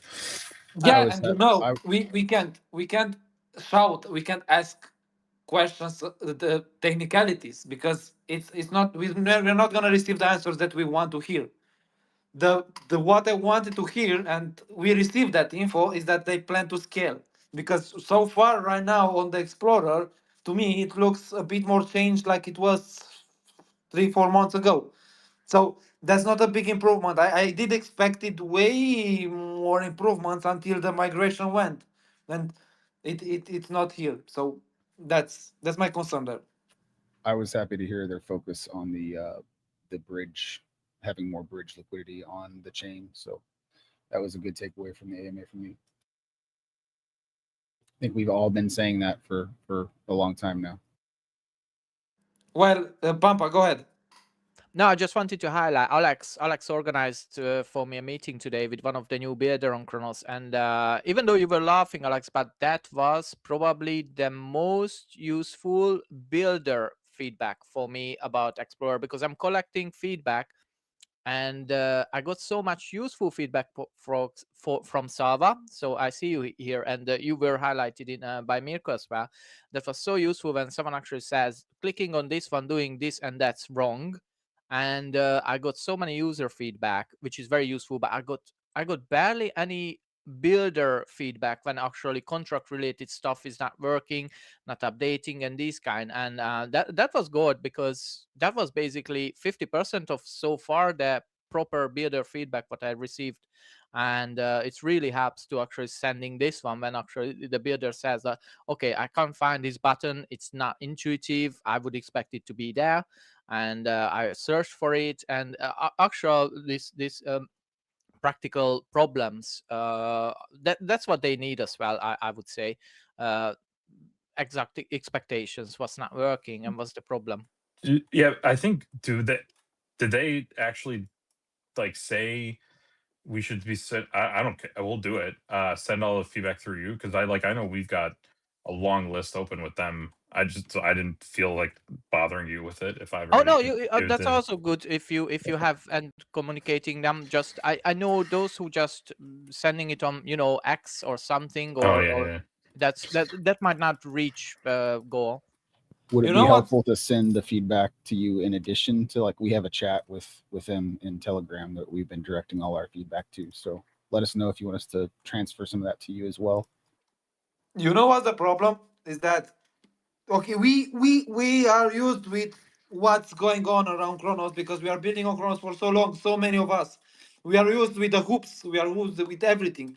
But when someone new comes, like them guys, because that's about them, they don't care and don't know about these hoops that we have to make, and they just sit there and ask what the fuck is going on.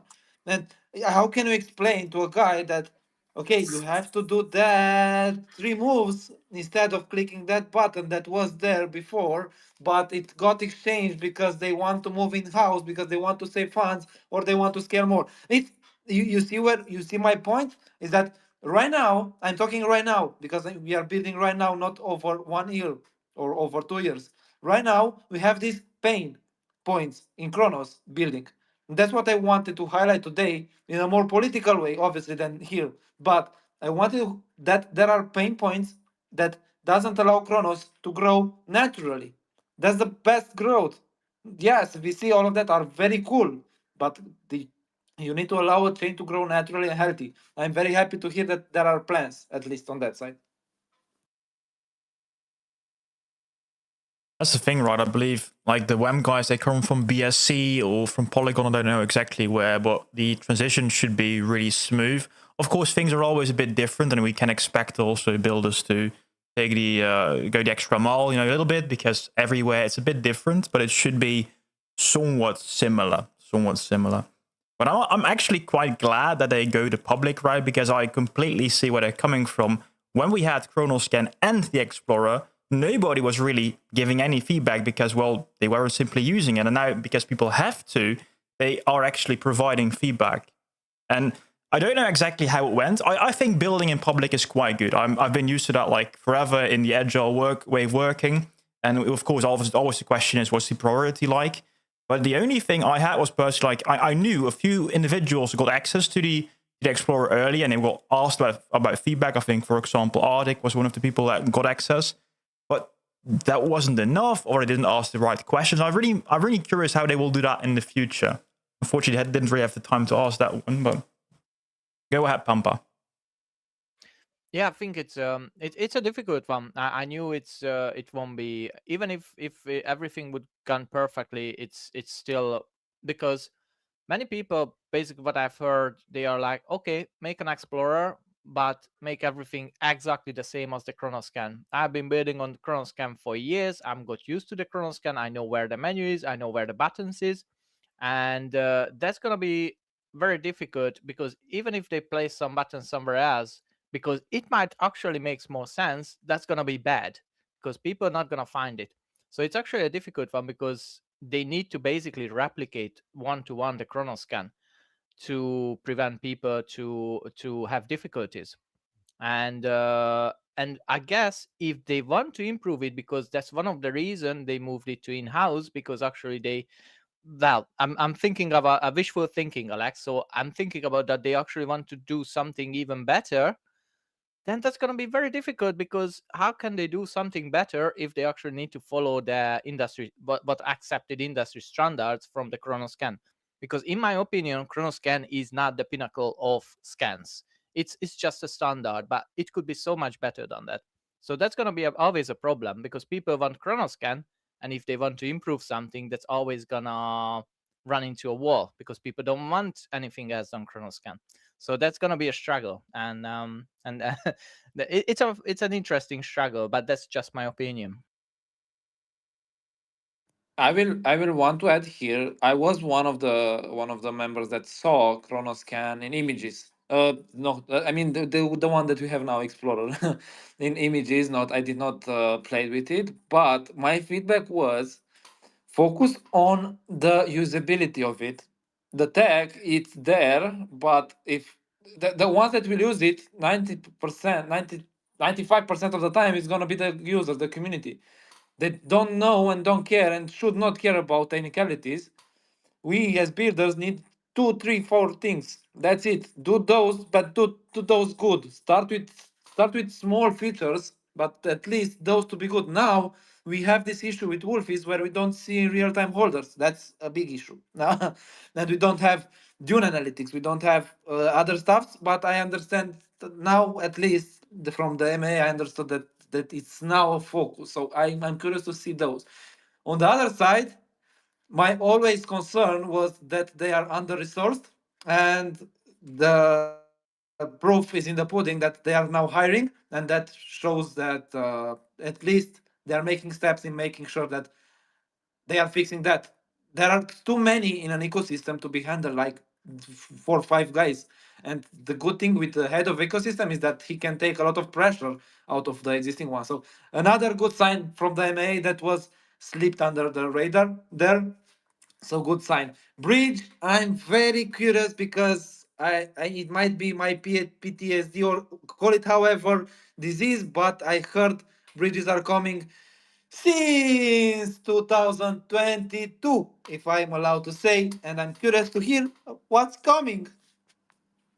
No, I've heard bridges have been coming forever, so I'll believe it when I see it, more or less, basically. And I believe it to come. I would imagine they continue to need people to bridge here. I feel like that's very straightforward, but it is. Alex is not wrong. That this is. I think that question has been asked in every single AMA I've ever listened to. And it's probably the one question that is consistently through everything is when more bridges. And we have, sorry, Pampa, just now that we had the Wolfies Mint, we saw that people used VVS. People used, now we incorporating Leafy in WorldSwap just to be able to provide. But there are some bridges that I don't know why it's not Spotlight, it's Meson. And it's Meson, it's pretty good, stable bridge. Yes, it have a limit of 10,000 USDC, but for 10,000 USDC, you pay like $4 in fee. So we do have What's it some called? bridges. Meson.fi. I've never heard of that. Can you pin it? I don't know about this one. Yeah, exactly. It's why. That's my Yeah. question. Why? They are good. Finish, Alex. Okay. So two things. Bridges. We always had some kind of bridges, but never they either work temporarily or they didn't have a large bandwidth. Correct me The if I'm ones wrong. every bridge that I've used to use on Yeah, that was kind of my experience. By the way, I mentioned it. You just mentioned, Alex. That's so interesting because the first time I heard about Meshen when I was tracking down a scammer. So how the scammer knew that there is a pretty good bridge to Kronos before most of us knew. So Because Meson is pretty used in other chains. It's fast, it's cheap, and it's using Stargate. I think the layer zero tech is very useful, but it depends how it's used. The bridge that we do have in Stargate, it's very good, but the liquidity in the USDC E, which is from the Stargate, with USDC is very bad. So that makes that single bridge bad. But Mason, for example, use the tech behind in order to provide the USDC directly. So there are hoops that some of these are making and are not highlighted. I guess it's not an official partnership, so I understand why. But we need an alternative. Anyway, everlasting question. I do hope to see more bridges because we do need those type of stuffs. I do. Sorry. This is a speculation because there is one thing we are all really waiting when the stable, because stables are coming, and I know that CDC is preparing to have a more robust support for all different kind of stables. From the news, I see that Pharaoh has been revived from the ashes and it's being active. And if something is not active for months or almost years and suddenly start tweeting, that's always raise an eyebrow for me. and Pharaoh is responsible for the stables, as far as I'm concerned.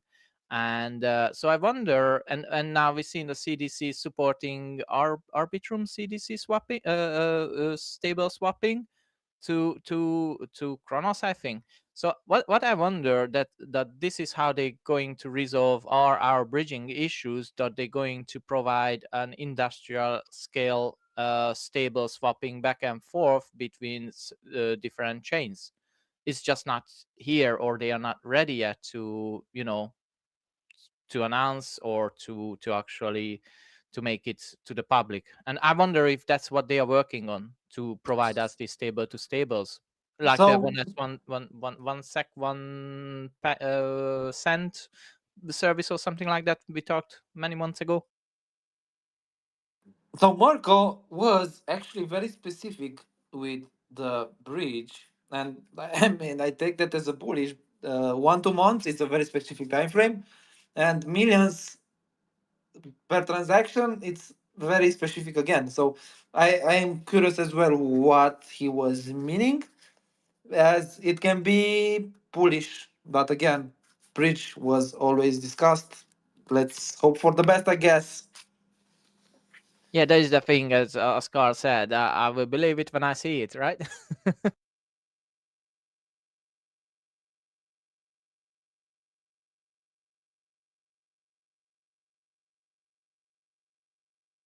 Yeah, I think also that Cronos and Crypto.com specifically, they have, of course, the liquidity on the exchange side itself. So they're like, yeah, if you really want to bridge, you can use a centralized bridge as well on the on-chain app, for example. I do still believe that like they also think mainly about, hey, how can we get people over from Crypto.com, the app, to the exchange, and not really exchange from the on-chain to the on-chain side instead of really from other chains.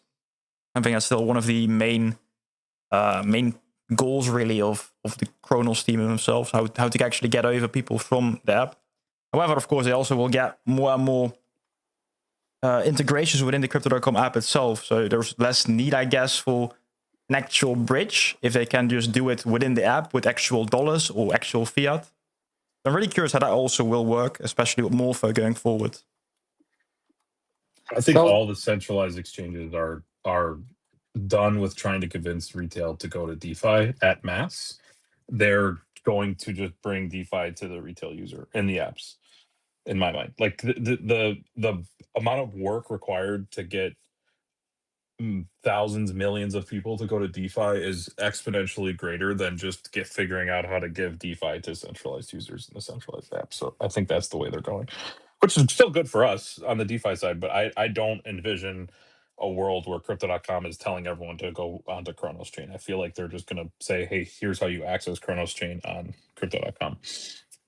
but at least now we understand why they pushed the last update that they did to Kronos with the smart accounts, and Yeah.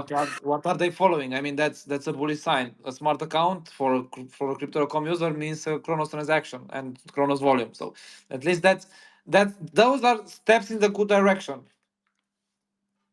for us, obviously.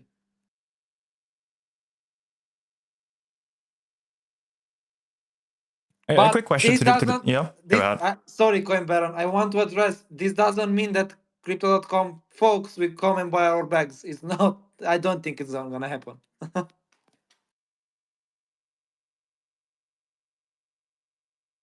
Well, I think we saw what Elder was saying already happened on Coinbase, right? So that does seem like the natural progression of the easiest path of least resistance to bridge both together. So I agree with you also, Elder.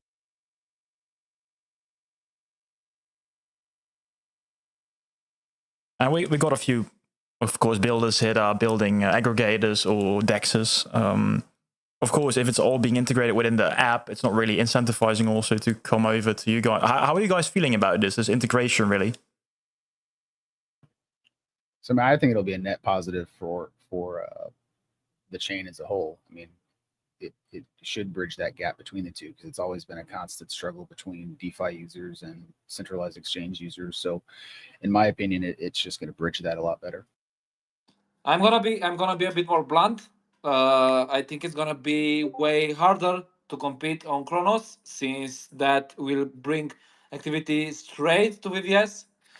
So in terms of trading, in terms of liquidity, in terms of this, it's gonna be way harder moving forward, and obviously we will have to either adapt or reinterpret ourselves. That's the way I see the things, because I'm seeing base, I'm seeing BSC, they are pushing what Aster and sorry, I don't remember the base one, but Aster, everyone knows it. They're pushing their own platforms. It's Yeah, he's not. I think we'll have a harder time gaining a percentage, the same percentage of market share on this chain, right? But if let's just say you have 10% of the market share of $1 million, but then the chain goes to $100 million and you go to 5%, I still think there's a net increase there potentially, but it will be harder, and it is going to be like there's a lot of things that I think will just get like completely shoved down their, you know, their funnel of protocols for sure. That is going to happen. it's a fine line that I see that neither me or Carl is willing to cross in our speeches. But if the chain is growing, it's gonna be a net positive, but harder for us to grow. If the chain is not growing, even with that, now that's another subject for another day. But we all hope for the best. That's why we are building, and I do think that they somehow the way they work with the community now is much more better than it was 1 year ago. So that's a bullish sign. Yeah. Adapt or die, right? I mean, I personally enjoy a good challenge. So adapting is something that I would welcome. But as Carl said, I want you know, lemmings as customers. Actually, that's what I want. So you disagree? No, I mean, it's There's, it's gonna. You're right, Alex. It's gonna be a fine line, but I do think, as what Carl pointed out, you know, a net benefit of users, and I think we all can agree, like we're all betting on the future of Cronos, right? Whether that be them primarily focus on their own native protocols as they always have, but if it brings and bridges that gap between the two, like having two separate camps, so to speak. That's what I meant by a net benefit across the board. So yes, it'll be harder. Yes, we'll have to adapt, but I mean, isn't that what we're all here building for, is to be able to adapt and conquer new things and figure out new issues? I want them to shove all their effort into getting like very specific things very, very popular and big, and then let all of the ancillary protocols build around them. That's the good, that to me is the right balance. If they do what they did 2 years ago, where it's like every single little idea is then instantly duplicated through a Cronos Labs protocol, then might as well not be here at all, because that's forget it. Just pick somewhere else. But I in my mind, like I don't think that I know that I had this conversation with Mirko. I know Alex had this conversation with Mirko, and I know plenty of other builders had this conversation with Mirko when he first joined Cronos Labs at that position when Ken left, which was like build with us, not against us, facilitate, not consume. And I think he gets that for sure. Because at the end of the day, like it's very clear they can only expand so much and do so many things, right? So I'd rather them just do the things that we need them to do really well, as opposed to stretch across 700 freaking other little things all the time. Look, there are stuffs that they can do, but at the end of the day, they rely on us for the distribution channels of their messages. So we are the best. And I mean, we as in a whole Kronos community, we are the best ones that can share in socials, and this is very important. We can share their message in socials and bring people in with our products. They just have to focus on making it work in terms of the chain explorer bridges. That we can fix that. If everyone have $500 million for a bridge, you can reach out. We can do a chain as well, a community one, but we obviously it's not gonna happen. So they should use us in that, and I agree here. I hope I have these thoughts. Yo, do you have you heard anything actually, guys, on if they've done any like RPC beefing in case we start seeing like massive chunks of inflow again? Or I haven't seen anything yet. I have to say that Leslie shared in the Kronos Builders group a dev one, RPC made for devs, and we used that one for the mint. So there were almost 2,000 people at the same time on the site, and we had zero issues. I mean, zero. So kudos to that. That was a good one. But is it a public RPC? He said it's in the Kronos Builders group. I mean, there are 80 people there, so that's much public. It's probably public now. Now it is. Yeah, exactly. Now it's public. We added that one to our as our failover. I think it's good that it handled your traffic though, but I like the rest of the chain wasn't seeing like massive inflows at the same time though, right? So like I'm curious if it can handle what it had, like what happened at the middle of September. I don't remember exactly when that was. So then at the middle of September, I know that some of the teams do have our own private RPCs, and then I don't think then was a demand issue. I think there was something else because it crashed for all of us at the same time. It's something else was there. Now, RPC is an issue. I see people constant complaining. I've seen on VVS side, I've seen on Orbi. I was testing as well myself why some of the information is not loading properly, which comes from straight from the chain. And the weird part is that many users, including me, experiencing this slowness issue, and obviously it's not a bandwidth issue because it's really tiny information which any website would load in a second. But the CMs usually don't have this issue, which makes me confused. So they either also using a private RPC as part of the team for testing, which again makes it no sense to say it's working for me, so it can be an RPC issue but of course, if it's an RPC issue, then it won't come up on a private RPC because that slows properly. While on many people on public RPCs, it's just not loading, and that's actually makes the UI not work very well because you don't want to wait 20-30 seconds to load the APRs or your wallet information. So I wonder if this RPC is really a problem. I'm not wondering, actually, I know it is a problem, and it would be nice to know that if they're using different RPCs, and that's why it's working for them, and that's why they are not detecting these issues. I would so love to have this issue every single day. Oh my god, I would fix this issue with too much demand every single day, man. I so hope I'm gonna have this issue.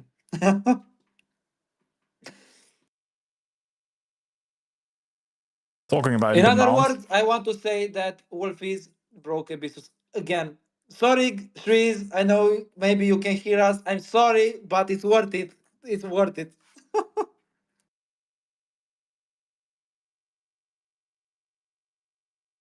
I actually forgot to invite Swizz. I think we got the biggest group of builders here, but we're still missing a few. But next time I will try to remind him. For anyone watching on YouTube, by the way, we got a few guests here. For anyone that doesn't know, Elder Carl is the co-founder or founder of Push. We've got Hayden, founder, CEO. Can we say CEO Obsidian Swap? Yeah, that's Alex. probably best. No, don't call us. We're not CEOs. Don't do this. I hate that. How do you describe yourself, Hayden? Yeah, I mean, I've actually I've been struggling with that myself because I obviously didn't found Obsidian Finance, but main stakeholder, CEO kind of sounds off in this world, but yeah, that's what I've been going with. So I'll finalize what that looks like eventually. Yeah, of course, we've got Alex here as well. So it's one of those two. Sorry, go ahead. No, you're right. But and we've got Pampa. Pampa is the founder of Crow Family Fun, and I think also one of the biggest ambassadors really on Cronos. So for anyone just wondering where are these guys and why are they talking about RPC and all the hard stuff, I'm just wondering also because we have builders in here, and we also talked a lot in the AMA about the builder program. You got Ignition, we got Apex, all these cool stuff, and I think there have been many discussions about this in Traffic and in the other spaces. But quickly to summarize, maybe Elder, you can start. What do you think about the builder program so far on Cronos? I mean, I think it's good. They need to do this, and I think having it tiered for fit form function is the right way to handle it. Because in the past, like I think it's good to say, okay, these are the themes that we're interested in, because you don't want to get like the widest range of things, although I do think there's some benefit there. But like the previous program, and I would have hosted Jay and Ken on an AMA a long time ago, and we actually got into this topic like quite a bit. And the way that it used to run was like, if you were an established project, you couldn't get into the accelerator, even if you had a new protocol. They needed to have the ability to like have access to like TGE events or like front end revenue streams so that they can kind of justify to the VCs. This one seems a lot more malleable to what the team needs to be supported, which is really good. And I don't remember all the names of them, Coinbaron, like what you were referencing. I just remember reading through the different buckets. So I think as long as both new projects from other chains that are established and existing builders can at least, put their name in the hat for that support, I think it's good. And then as I was surprised to hear today, but it was also cool to hear that they will also consider more than just like a monetary support structure as a part of that program, if it makes sense, right? So like if you need to be if you need help building something, or if you need to be co-building something with them, then they'll help you with that potentially if it works. So I think it's needed. It's been a year and a half since they've had something like this. And yeah, we're putting something in for sure in there, and I know a lot of other projects are, and they need to do that. This is the type of support that the chain needs, so it's good. In the meantime, I also brought up Swiss. He's the founder of the site on Cronos that's down most of the time recently, but now he's the founder of Ambitious Bay, of the biggest NFT marketplaces on Cronos, and also one of the biggest DEX as well. Welcome, Swiss. Hello. How's everybody doing? Good. Did you listen to the AMA by any chance? I just caught like maybe the last 5 minutes of it, unfortunately. So hopefully it was recorded. I'll go back and listen. Sorry, Swiss. Wolf is broke Abyssus again. Sorry. Wait, when? Right now. No, it's I was just pushing an update. So Okay. when we push an update, the set goes down for about a couple seconds, but it should be back now. Everyone was in chat. The business is down. What we're gonna do, man? It's impressive. It's good. I love to see the vibes again. But speaking of which, I'll just do a quick alpha drop since I just posted that update. Let me post something up here to the stage here. One sec.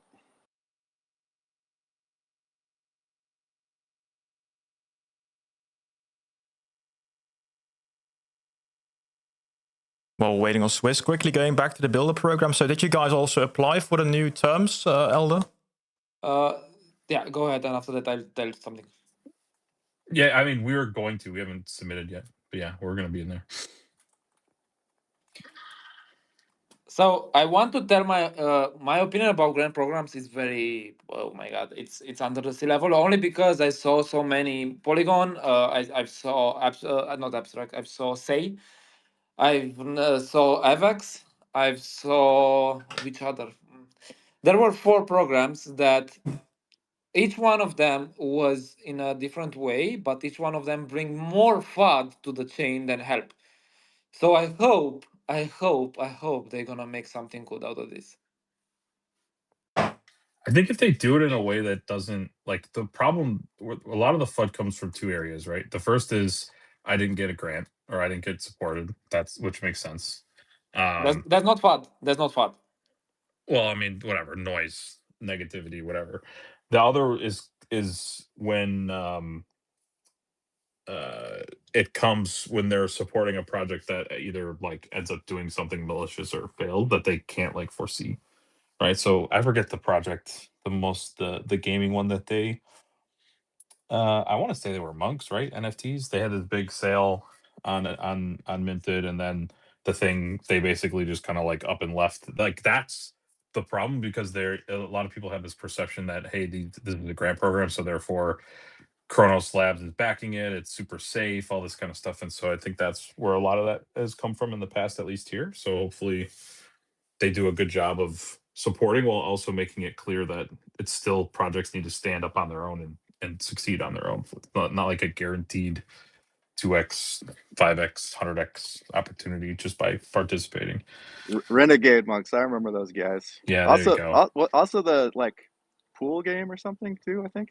Wasn't that? Eyeball games, yeah. Yeah.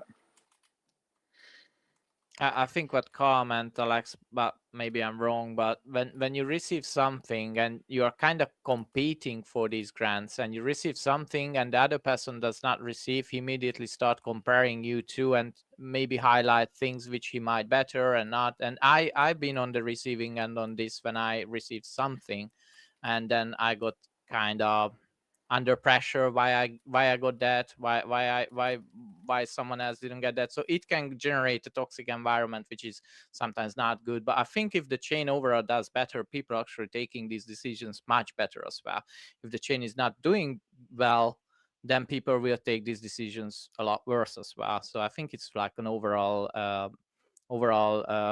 how's it called, like attitude of the chain and success of the chain. When we are successful, people are actually accepting much better that someone is actually a bit more pushed or less pushed. Then when everything goes bad, then people are actually taking this much worse as well.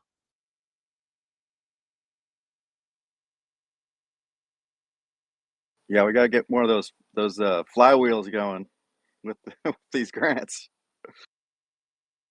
Shreeze, that feature is very, very, very, very handy. Yeah, so you can now go to app.abisusbay.com/mosaic and select collection, and it'll make a little tiled image of all the NFTs you own for that collection. You can share it. So it's something I've been wanting to do for a long time. Finally got it off the plate there. I've seen them. I don't want to use the wrong word, but I don't remember the exact tweet. But is it partnership with the Wolf strategy? So did you work together with them or some service, Shwiz? Well, they're just doing as much business on Abisus Bay as possible, and I added the feature last night for them to post or resell all of your NFTs for a % profit. So that was very helpful for them. So you can now go to the advanced listing section in your profile and load up all the NFTs you want to sell, and then just press the sell for profit button and enter a percentage, and it'll automatically like find what you paid for it and then mark it up by whatever percentage you added. So that was a feature request from them. They wanted me to build a bot for them, but that was a little don't quite got the cycles for that. But I was trying to give them as much technical support as possible to build their own, but we ended up just settling with this feature, which helps me out a lot. Sorry, Alex. One of the coolest thing I can see, especially from my standpoint, when I'm writing news, is when two different services works together to enabling something for the other one. I think this is one of the coolest thing when it happens on the chain. So yeah, congrats for that. These strategies are actually very cool, and I think it can bring life. The only issue that I do see is this manual, but I hope that these new features can fix that. We talked about this. It's bullish. It brings volume. It brings eyes. This is what attracts, and hopefully we're gonna see more and more and more and more, like she said. And Chris, by the way, I'm gonna ping you right now with something. All right, I'll keep my eyes open here. Nice super secret cryptic message there for the audience. No, but Minty. So we had an issue with Minty that Minty didn't display it, or whatever call them. 200 NFTs were invisible on Minted. Now it's fixed, and I want to ask you to update the ranks. That's the query now. Oh, got it. Okay. And I don't have to type this now. All right. Yeah. Thank you. I think Zillarelli is down there in the listener box. So, buddy, if you could please do that, I'd appreciate it, man. Does that mean that I need to go rush and check my updated ranks now, Alex? No, I don't. There were just 200. That was not. I don't know what happened. Okay, on Minted. Do I have a legendary now? Maybe. They were not showing in the wallet neither.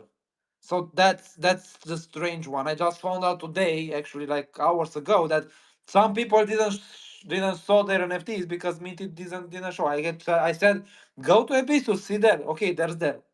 Okay, there is a problem then. Let's fix it somehow.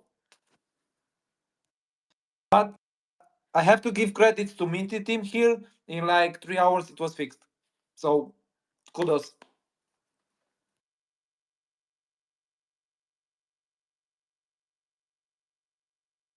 I also got a question for you, Pampa, about the ambassador program, because we also talked quite a bit also about the headcount, it being quite big, and also now we actually will get like a person dedicated to the actual ambassadorship program. Is that something you've been hoping for a long time or asking for?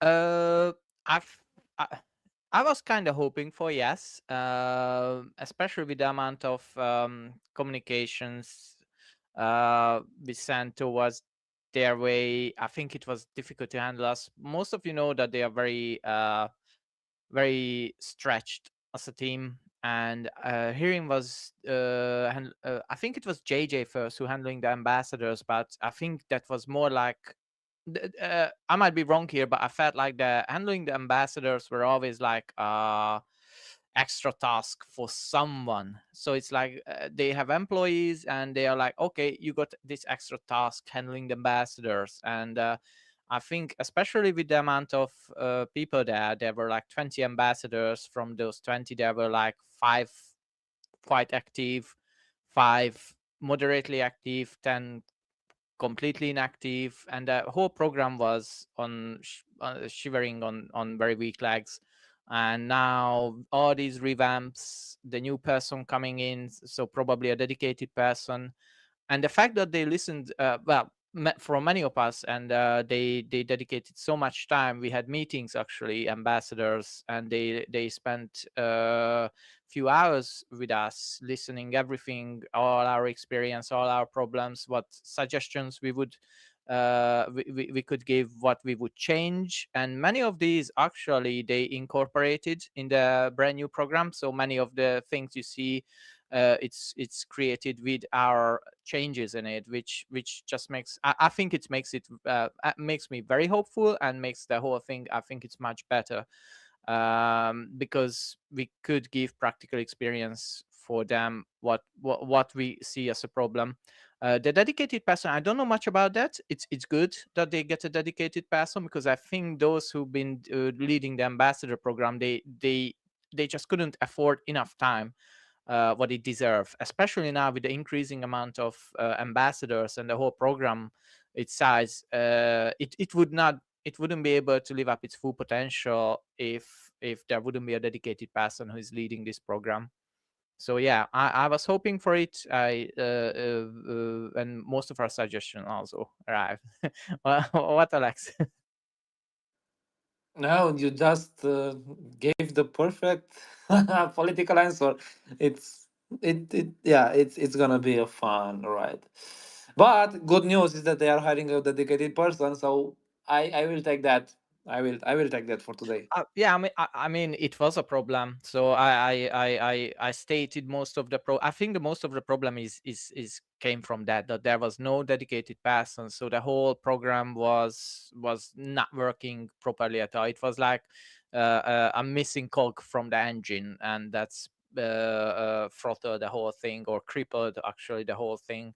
And let's see. I'm fairly certain there will be hiccups on the way, but as Mirko said, and I really like this attitude that let's try out things, and if it's not working, we change, and what's working, we're going to double down. And I think this is going to be like that as well. So we have a pretty good plan forward. I like the plan. I like the program as well, but it doesn't mean that that's going to be the whole program and outcome, and we won't change, because I think it's already, in some sense, we are changing as well as adapting and trying to make it better. So yeah. Yeah, Have you talked it's to them one step at about? a time. Go ahead, Elder. I was gonna say, have you talked to them about on the? I was curious on the event stuff. Is one of the questions I wanted to ask, but if they're gonna like encourage / help get, not maybe it's obviously traveling is going to be expensive, but like get people tickets to events and stuff that they're local to, for what, you know what I'm saying?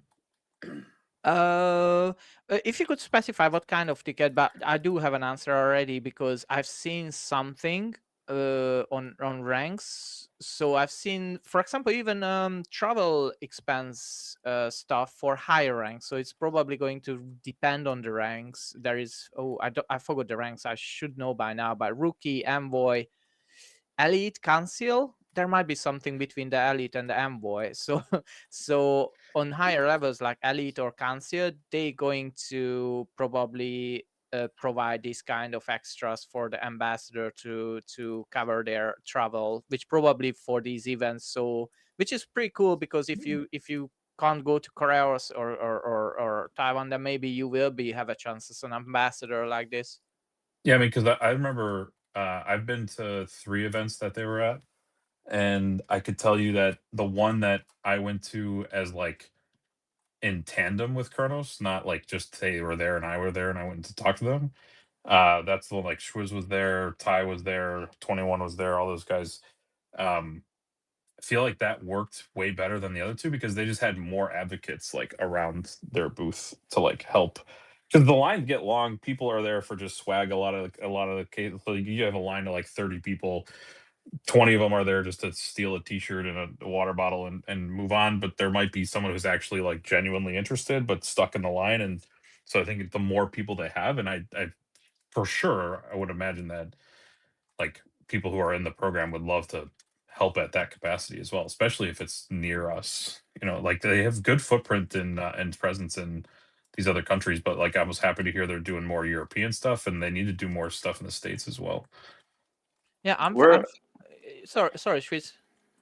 I'm just gonna interject there. We're organizing a side event for ETH Denver this year for Cronos builders and I guess builders in general. So I hope to see you people here in the States show up and have a couple drinks and chat it up with the other Cronos builders. And we're trying to get people interested in building on the chain as well. So hoping that Cronos will help sponsor that. Get their name up there and maybe chip in a little bit on the bill for the space we got to rent and all that. But I'm pretty excited for it. Several people from our team have already got their tickets and will be there.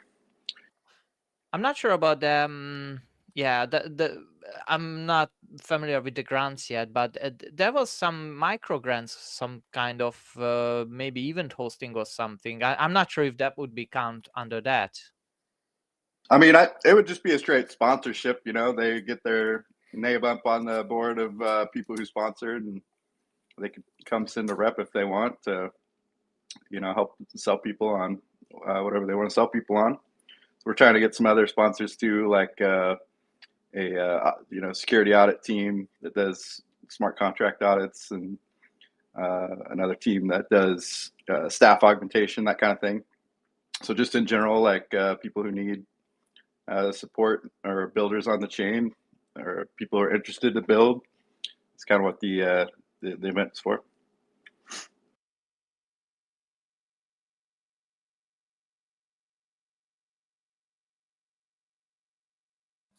Hey guys, I gotta go. Thank you very much for hosting CoinBell. It was an amazing day. Let's hope that everything that was spoken about today in the MA is gonna be accomplished, and I can't wait. Bye bye. Have a good night. Have a good day. Take it easy, Alex. Thanks, Alex. Cheers. Thanks, Alex. Bye bye. Yeah, going back to the events, I think it's a good opportunity there because I know many people. I'm also going to organize an event at Bitcoin Amsterdam, but not like officially Cronos. Like we can do a lot of things with the additional manpower as well there. So definitely an opportunity on that front. I have a straight flight from here to Amsterdam, by the way. Then I suggest you come. I'll fly to Amsterdam. Just get Kronos to pay for it. Yeah, I could. To be fair, I would love to fly, and maybe I will try that. My only reason is it's a bit difficult for me yet, and no, I know for car I can't have excuses because I I was didn't gonna visit say, him. I'm gonna if you fly to Amsterdam instead of taking a 1 hour drive, I'm gonna be Sorry, pissed. Coimbra, I can't go. I can't go. But I will DM you now. Aye. Yeah, it's an opportunity there. I think we can do more on that front, but I also think that just they need to have more also online visibility. I think the question asked by Juju talking about marketing as well, because it's not really a visible brand. Yeah, I think we see Crow more and more. We do see also Crow. I think on the Formula One we see Crow on the football field. Crow itself is getting more and more visibility, but the Kronos chain not yet. Yeah, I'm curious, Coinbase, actually, with your on your side, on the YouTube side, have you seen upticks at all? What are people like? What's the feedback you see on? I don't pay attention to YouTube like comments or anything like that. Specifically Cronos, like this stream got very little engagement. That's for the people watching right now. Thank you for being here. No, but the thing is, I think Cronos is not really something people really care about. People really only cared about the tokenomics question. People are like, yeah, finally somebody asked about the burn. And I think, I don't know if you guys listened to the answer. I think the answer was so-so, a bit of blah, blah, blah. Not really straight, okay, you can actually expect this. It's still coming, but when and what exactly, still very vague. And that's what really frustrates people. People see the price, of course, and that's frustrating them. But I think many people have a very short-term memory because also the Crow price went up, what is it, 100% in the last 90 days. So it's not all too bad. I feel like it'd be hard to get people excited for a burn again after, yeah, you know. That was the question I asked on when they were on my AMA. It was like, how do you even, like, what's the point of even pitching? Well, I don't know why people would be excited about burns. They just whatever, unburned tokens. I think that like it kind of devalues it. Not to say that I know why they did that whole thing, and we've talked about that to death, but I think there's better ways to help the token price of Crow than just people asking for burns. I typically a lot of people are asking for burns when they don't know what else to ask for, you know. But yeah. Yeah, fair take. But I also see that the treasury itself is not directly impacting the market. Whereas if you, for example, we've seen the Explorer suddenly add the burns fees. Like if we could actually get the actual market cap, actual circulating supply to shrink, and then still have the Crow to go into the ETFs, go into the treasury companies, whatever. That's also, I really want to ask about how, I don't know if they would answer that, but if they could actually give a bit more clarity about potential OTC deals with the treasury companies or anything like that. But I've asked, you're not getting an answer. You're not getting it, right? No, yeah. Yeah, you're not getting an answer.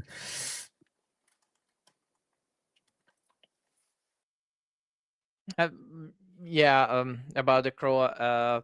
So I've been scanning recently all the SEC filings just to see for keywords Crow, Crypto.com, Cronos, and just to see. And to be fair, Crypto.com's name popping up a lot in these ETF filings, even if it has nothing to do but as a price.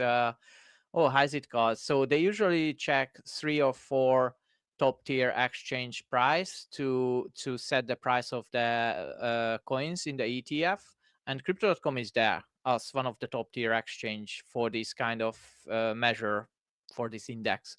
Crow price Crow is not there as common, but it still comes up as when they try to measure risks, then they bring up examples, and Crow comes up as well, or other tokens comes up as well. But what rarely comes up, or I don't even remember if I seen it, is Cronos. So as any and other chains comes up as well, but Cronos name, it does not come up on these SEC filings. And as you can see, I think I've shared the sentiment index today in the news, which comes up and how many times, and you see quite a lot of tickers there, hundreds of times. And for example, this week, Crow came up twice. So there is definitely where I think I'm not sure why is this the case, but there is definitely, I think it should come up more often than these numbers. And sometimes we really go silent, and I just don't know why. Even I know there is a building in silence is a thing, and some people prefer, some people not. But building in that silence, I'm not sure if it's always good. Even if it's nothing happens, because I know there can't be always something to happen, but this kind of silence is, I think it makes it difficult, I think, for many.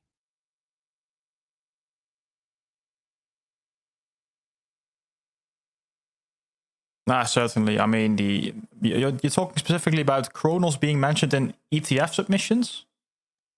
Any kind of security and exchange submission. So I'm tracking all of them, and Cronos basically never came up or in any kind of conversation. Crow comes up even as an example, even if it's not related, but sometimes they do risk management or risk studies, and it comes up, so they kind of know about it in these filings or conversations. Cronos never comes up basically in any kind of conversation. Crypto.com name comes up very often, so it shows basically the differences. So Crow name, people, institutions know Crow probably because of Crypto.com, but no one really knows Cronos. So even when they do examples, risk studies or chain studies, it's never even come up. It's never even in the conversation in those filings, which is, I think, it's a problem. At least it should. Some people should talk about it. But the same as you can, it's the sentiments index that I'm getting as well. You can see that we are very. It's very quiet around us, even if we have nothing to talk about or not much to talk about.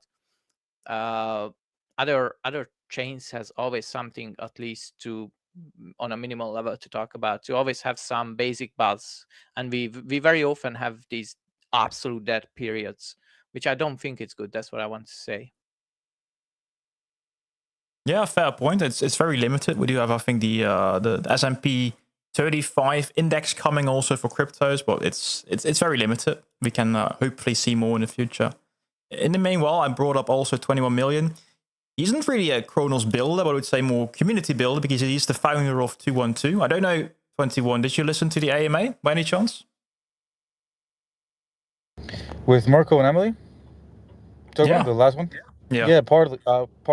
So I did think it was a great AMA. I do love what they're doing more, again, just being active with the community. So as someone myself, like, I don't have a project or a product, but I will say, to just piggyback really quick off Pampa. So last night I was in an AVAC space, and I was the only one that I saw in the AVAC space from Crypto.com or Cronos. And I was brought up, I had a conversation, and again, I was the only one in the AVAC space. So I think that, like, people can do a good job about talking about Cronos when it comes to a higher level. But again, like, at this point, kind of hate to be that guy, but if we don't go out there and, like, it's something like this, right? If a pizzeria advertises that they have the best pizza everywhere and it's the best pizza, nobody will go. But if I go and try that pizza and I come here in the space and tell every single one of you it's the best pizza I've ever had, chances are some of you guys will go try that pizza. So to me personally, I believe it's the same thing with Crypto.com and Cronos, because Crypto.com advertises like their ass off, but then no one understands what's going on with the Cronos token, what it even is, how to buy it, where to go to. So like I said before, the example I'm using is not to show that I'm better than anybody, but it's that when I hop into an AVAC space, I'm the Crypto.com guy. When I hop into Mario and the Fall guy space, I'm the Crypto.com guy. No matter what the space is, it's the same thing. So I agree with you guys. But yeah, I'll wrap it up real quick. Talk to me, the Coin Baron or Pampa. What up, guys? When are you going to rebrand from 21 million to 212 cents or something like that? Swizz, just so you know, Swizz, that made Burry crack up laughing. a lot of people ask me 100, 100 billion. I think maybe at Swizz, my problem is I gotta go back to being a Bitcoin maxi, but I do like Crypto.com. I do love Cronos. I do love what we have going on in all seriousness. So I think for right now, for right now, Swizz, I'll keep the name, but for this instant. But appreciate you and all the builders in all seriousness that are here to make Cronos a better place. So Coin Baron, I'll pass it back to you, or Carl. Hey, and appreciate you guys as well. I do some pompous hand up, but I'm the host here, so I appreciate you guys. I'm very bad with hands, so please, someone with a hand up, please talk. Well, I'll jump in. Well, thank y'all for doing this. What I wanted to say in regards of marketing, Coin Baron, when you talked about how in your stream, there wasn't a lot of people when Elder Carl asked you about like the numbers on your stream, and there wasn't a lot of people here. I just think that this type of event with you coming with the builders is just a great opportunity for the community here to know what you have going on your side and to support that. At the same time, on the YouTube side, to know all the opportunities they're missing out on this side, right? So when they hear news on crypto, they hear news on other chains, and that's happening on the DeFi side. When they hear tokens take off and launch and do all these fun things, by the time they get it, right, it's not like they're not at the beginning stage. And when I onboard people IRL to crypto.com recently, that's what I've been hearing a lot of. Like, I want to get in early. Well, so what you did right now is you're having a roundtable with builders here who are building, right, tools on the DeFi side. And this is what your audience, some of them may be interested to know. So I would say just continue what you're doing, and let's be more intentional about highlighting the builders here and the community here supporting you, so we can have a bridge that's more powerful going up to the Kronos chain or crypto.com to say, hey, we're united here. We have a voice. This is what our message is, and that can be amplified. So, I think this is a start to something that should be bigger. I agree, but just to go back to that exact point, so what many people don't see is the need to go on chain, and I get that, because there is a crypto.com NFT. So why would I go the extra mile to actually go on chain? One of the things are fees. One of the other things are also flexibility, of course, by going on chain. But people don't see that, yeah. And also the same for why should I go on chain for a DEX? I mean, I can just swap right within the crypto.com app. So why go the extra mile? And when I tell them, but if you go to Push, if you go to Obsidian, if you go to any of the other places, you get actually lower fees. That's one of the ways to actually attract people to actually go to different places. The same is also true, because I always say to people, if you want to trade, don't use the crypto.com app, use the exchange, or go on chain. But people are lazy typically, so it's really hard. Even though we keep talking about it, it's the hardest part, right? Well, the other thing I'll add too is, not only, I think, so for me, I think education, I think showing people is like, it doesn't happen enough. When I was hearing about like a new project coming over and them not being able to use the Explorer, and they're like a credible project that came from another ecosystem, well, we should have someone on the on-chain walk them through what they just built, right? It shouldn't be them figuring it out and coming to the community who just got handed this tool and we don't know how to use it either, right? It should be the people building the tools walking them through it, right? You can't do that with everyone, but if they're coming over and they're credible, I think they should get that kind of attention. And I think also on the DeFi side, a lot of projects want people to use their platforms, but a lot of people need to be educated on it, right? And I always read, people can read on their own. That's not the community we have here anyways, right? So I just think that more of that can happen to get people in. So yes, if people are lazy, that takes the onus away from the builders and try to put it on people who we want to come in, right? So when Hayton says adapt or die, I think part of the adapting is if you're a project, or if you want to onboard more people to have walkthroughs. I mean, I can speak for my example with ZK with you. I came on, I always say the DeFi side, because you walked through ZK literally step by step where the ZK was happening. Go get ETH, then transfer the ETH to ZK, and then you get like it looks like a pioneer program. It was literally walkthrough, right? And that's how I found DeFi, right? And I just don't see that enough. I know it's work, but people need that handholding coming from the Blue app or IRL. Agree. But the thing about ZK specifically was also there was a carrot on the stick because there were these ZK points, and I think people also came in just to get some rewards. That does help. But I'm quickly actually, I think the argument you make about the Explorer is really interesting because, yeah, there should be also help from the Cronos team and also maybe also from on-chain wallet in that case. To Elder Call, to Swiss, to Hayden, to the builders here. How is the direct communication with Cronos and with on-chain or maybe even crypto.com? So I think it's go ahead, Hayden. Sorry.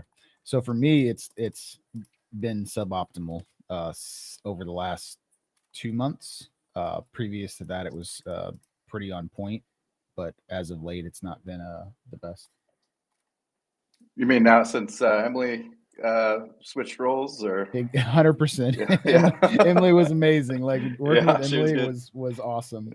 But then since then, it's been crickets on most things. We're still getting support for the Cronos Explorer, so it's not like everything, but as a whole, I'd say it's went downhill since Emily switched positions.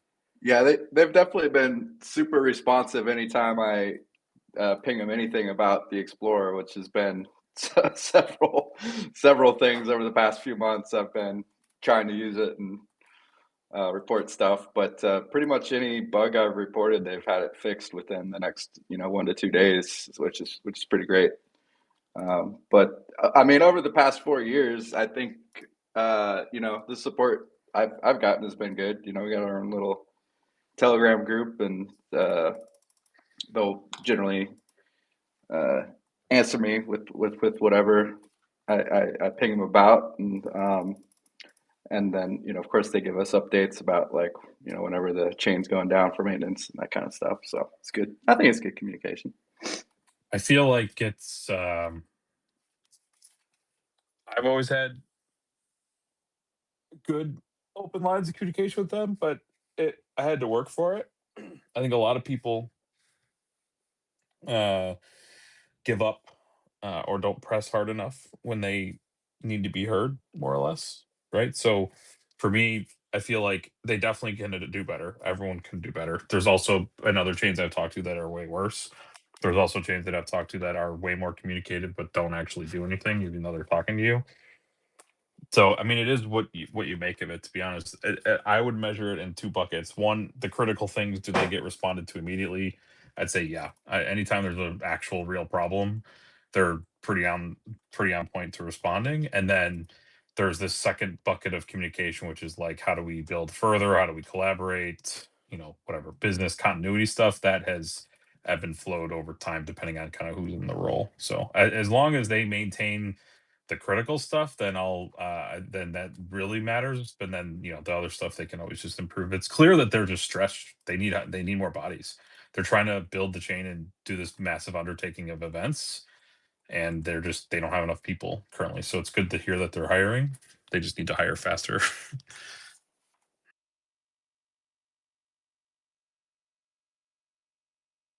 Or use the ambassador program the way it should be built. I'm super excited. I'll be honest. I'm like genuinely optimistic about this idea of having like the ambassadors be the mouthpiece for the community, because it's hard for them to gather information. There's a lot of things that people say that even when I see people give feedback, there is this that you could say that all customer feedback is good, but let's be honest, some people just don't know how to channel that feedback correctly. And so like having people like Pampa or the other ambassadors that are good at kind of taking that inflow and then condensing it into a good message to the team is super important, because I think that will help leverage their resources better. Yeah, in my non-builder experience, like if I have a request, for example, like the Explorer, I made a tweet. 10 minutes later was literally a beta version in the Explorer build-in. I was like, okay, thanks, Leslie. And also, when I was asking for more open communication from like Mirko about the roadmap, like we got this space or the previous MA. So like from a community point of view, I'm actually really happy what I'm seeing, but of course I don't know what's happening behind the scenes. So that's, of course, I think some really interesting input also for the team, that they need the extra bodies also to actually answer the questions. I see you got your hand up, Bampa. Oh, sorry. Go ahead, Alder. I was just gonna say, it's also like there's an aspect to this too that I think people lean on them for, and I think it's good that they've offered it in the past, but like sometimes you're wanting to build something, or you think that it might be a good idea, and you need to, you know, get some feedback from them to see if they support it, whatever. That's the stuff that I think they're probably the worst at, but it was also probably the least important.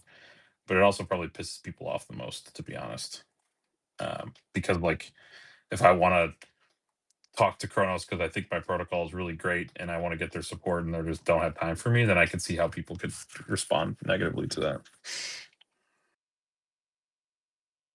Yeah, until they replace Simile too. I mean, they don't have a community manager, so it's, you know, just they don't have the resources to talk to people like that currently.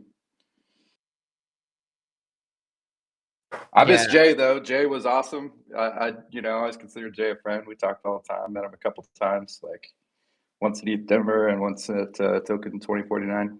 Good dude. Many people miss Jay, including me. I think Jay did a good job, and he was running good spaces as well with Cronos. I think I liked his spaces. Yeah, for sure. He's over there at Aptos now, actually. If anybody. Yeah, he is. Oh, I think that's completely true. By the way, that most of the stuff which is a problem, I think it stems from just simply they don't have enough people to cover, and they just running behind with many things, which doesn't have the fact that I think most people who could help you is on a different time zone as well. I think there is slight overlap on US and EU time zones. So I think between Carl and me, there is not, or there is a time when kind of both of us are active. I think it's probably around this time, because it's not too late for me, not too early for you. But I know that, for example, other time zones there is unfortunately a big gap. So I'm basically leaving a message and later just reading back. So I think that also slows down the help to be able to proactively help with each other, and more everything becomes reactive, which I think it's makes it even more difficult, especially when you're running on a not skeleton crew, but if you need more manpower, then all these things I think is just it makes it even worse. So I think that's also could be a problem to. So Scar said, I think adding more people, and I wonder if that's why the new did I hear back Coinbaron that the new head of ecosystem will be on European time zone, which is rare because I don't think there are many people on that time zone as of now. To be honest, I missed the whole conversation because my ex was flipping out left and right the whole time. So if anybody heard, yeah, he did say that. Yeah, it was their new head of ecosystems in Europe. Mine did that too, by the way. So I didn't know yours as well, but yeah, I had to rejoin like 20 times. But yeah, that's interesting because I think most of the employees are either from US, but some most of them Asian time zone, and I maybe know one person who is from EU time zone. So I wonder if that's also a step forward to try to spread over to cover all the time zones, which I think it's a logical step. I agree. I think also the X account from Cronos, which has, I think, a huge potential to really be used, like, for example, as the Litecoin account. It's a mixed bag, like tweets, sometimes memes, sometimes official, I don't know. It's I don't know. They need to really make some guidelines about what do I want to be, what's our vision with this account. And it's missing still, if you ask me. And I don't know if it's Emily running the show there. Also, I think she hired a few new people there as well. I don't know. Good question. In the meanwhile, we also got Scratch, and Scratch is, I think, yeah, we can say the founder really of the Cronos army, more of a meme narrative project, but also making games. So cool stuff. how did you feel really about so far the AMA and all the things we've been talking about so far, Scratch? Well, there's one thing that I was thinking. I thought the AMA was good, but somebody had said, you know, it seems like there's time periods where it's dead on the chain, where there's nothing to talk about, so that, you know, they wouldn't know what to talk about. I don't think that's true at all. There's always something, and it's like it's what you decide news is then the news, right? Like just because the chain didn't have an update doesn't mean Carl isn't doing something. Doesn't mean Hayton isn't doing something. Doesn't mean Schwiz isn't doing something. Doesn't mean Kronos Army isn't doing something. Like there's tons of things that happen all the time with the different projects. So it's what they choose to make the news, and I guess like you could make the argument that well then it seems like they're supporting this project over another. Then support all the projects. You'll always have something to talk about, always have something to hype up. There's really no reason to not constantly have things to talk about on a chain. Like if I can have new posts every day about different things we're doing, I'm sure Kronos can come up with a new post every day, right? About different things that are going on 6-7 times a day. Highlight what Push did, highlight what Obsidian's doing, highlight what Schwiz did today, highlight what CA did today, like whoever, right? Highlight what Crow with Knife is doing today. There's always something going on, right? And it's like, yeah, granted, I didn't go to 16 different spaces today on different chains and try to push my, you know, Kronos chain in my project. So I guess that's my fault too, right? But like, that's one thing everyone can do, right? But also that Kronos chain could kind of help with that, right? And like they could go to spaces on that account and speak about the things we're doing, right? I don't know, kind of my 2 cents on that. Yeah, I was the one who said that, Scratch. You are right in some sense, but the other sense, I write the Kronos news, and so I don't want to say that there is no news because I wrote many of the news, and I know that there is something happening, but I'm more meant it on a so imagine that our Kronos chain is a small village, and yeah, there is always something happening in the small village, but the world will not know about it. We will be happy because we know each other, and basically almost like a big family. We always know all the dramas, all the gossips, all the speculations, all the news. But what I'm more talked about in a global scale. So if we want to be a top tier, if we want to be big dogs, we need to have at least some buzz on the big dogs league. So I don't want to compare it, but just telling you, this week there was 1,128 mention of Bitcoin. Obviously, they are the top dogs. XRP 409, Ethereum 394. Again, these are obviously bigger, much bigger than us. Solana 259. Did you cut out for everybody or just me? Just you. No, just you. Binance 230, Doggy 136, other 68, Aster 63. So you know that's what I'm talking about. So if we want to be top dogs, we can't have absolute silence on a global scale. We have this Kronos. We are amazing here, to be fair, in our little bubble, but it's a little bubble, and we need to be able to loud enough to be bigger on a larger scale. So yeah, that's what I wanted to say. So not on Kronos. No. Fair enough, Pampa. I think the only reason XRP gets any mention is because those people are loud, right? Like, it's really not great for compatibility. I really don't think it's any better. I mean, I think we've all used it. It doesn't seem any better than Kronos Chain to me. At least from like a user perspective, right? From a user perspective. 70% positive XRP, by the way, from those mentions, 70% positive. Exactly, right? So it's like, it's all in what you make it, dude. Right? Like, just like 21 million always says, dude. Fake it till you make it, right? So Kronos can just, that was a joke, 21. Yeah, I mean, it's what you choose to make out of it, right? And it's just, that's all it is, man.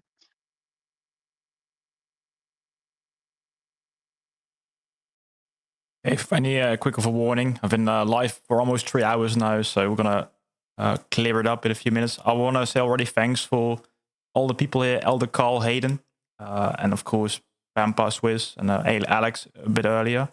We also got Jojo, so maybe something interesting to say. Yeah, I just wanted to respond to Pampa to, maybe Cronos will be listening. Didn't Cronos or CDC just do a partnership with Moonlander? Like, why? I mean, to make Twiz's point, why are they not pushing Moonlander? Like, with everything going on with Aster, either.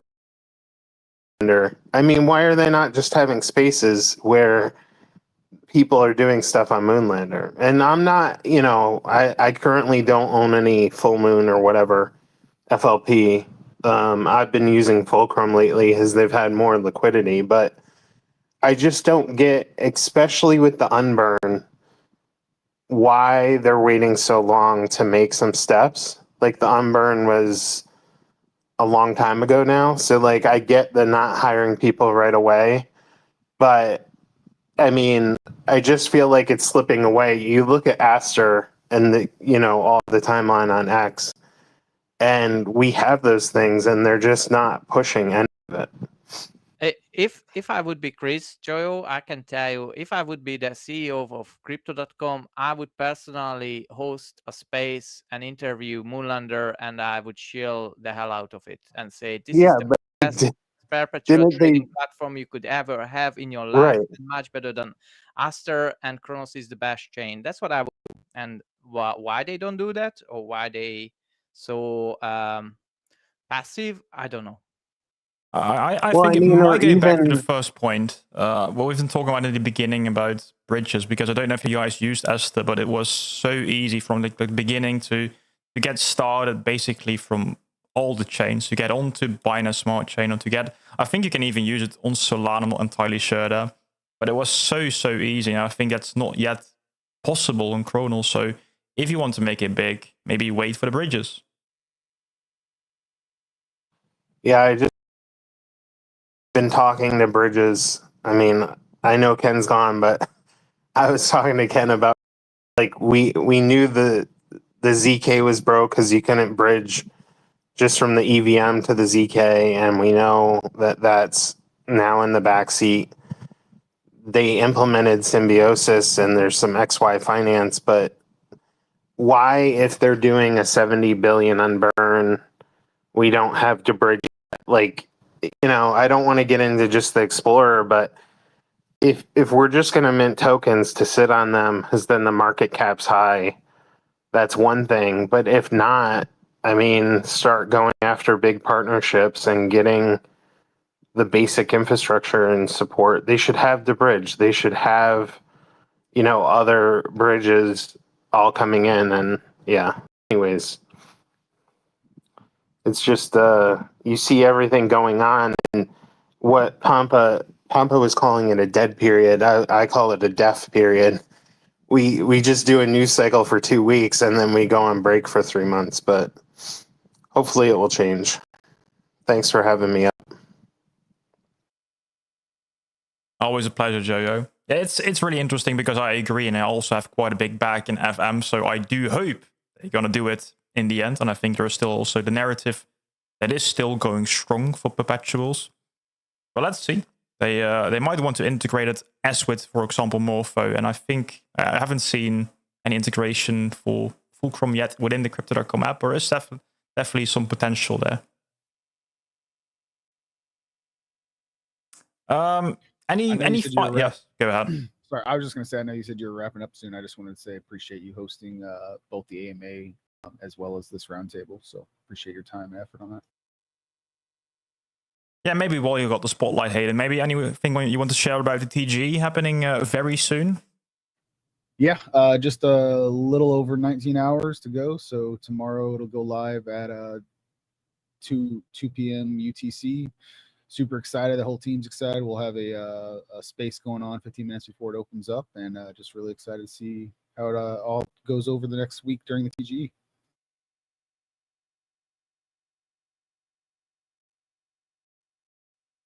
Excited, man. Excited. And did you get like good responses also from the Robin and Lionel communities?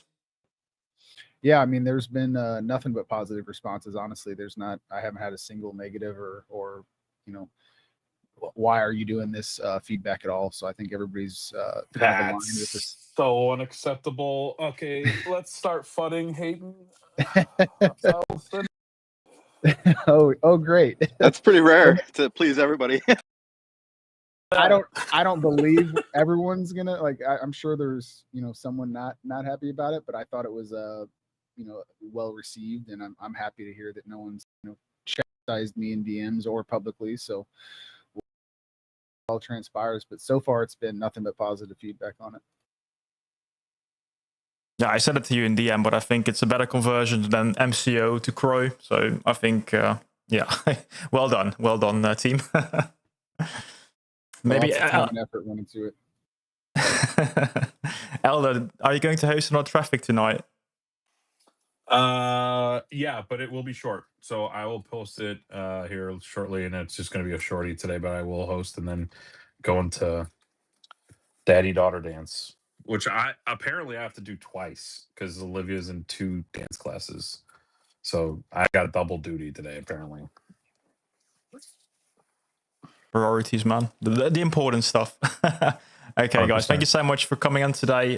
Check out Elder Call Traffic tonight, and also check out the Hayden's TG, and also check out the new feature by Swiss with the Mosaic. So have a good one. Talk to you later, and bye-bye. Strap in. Thank you, Coin Baron. Yep, thanks, Coin Baron. See you later.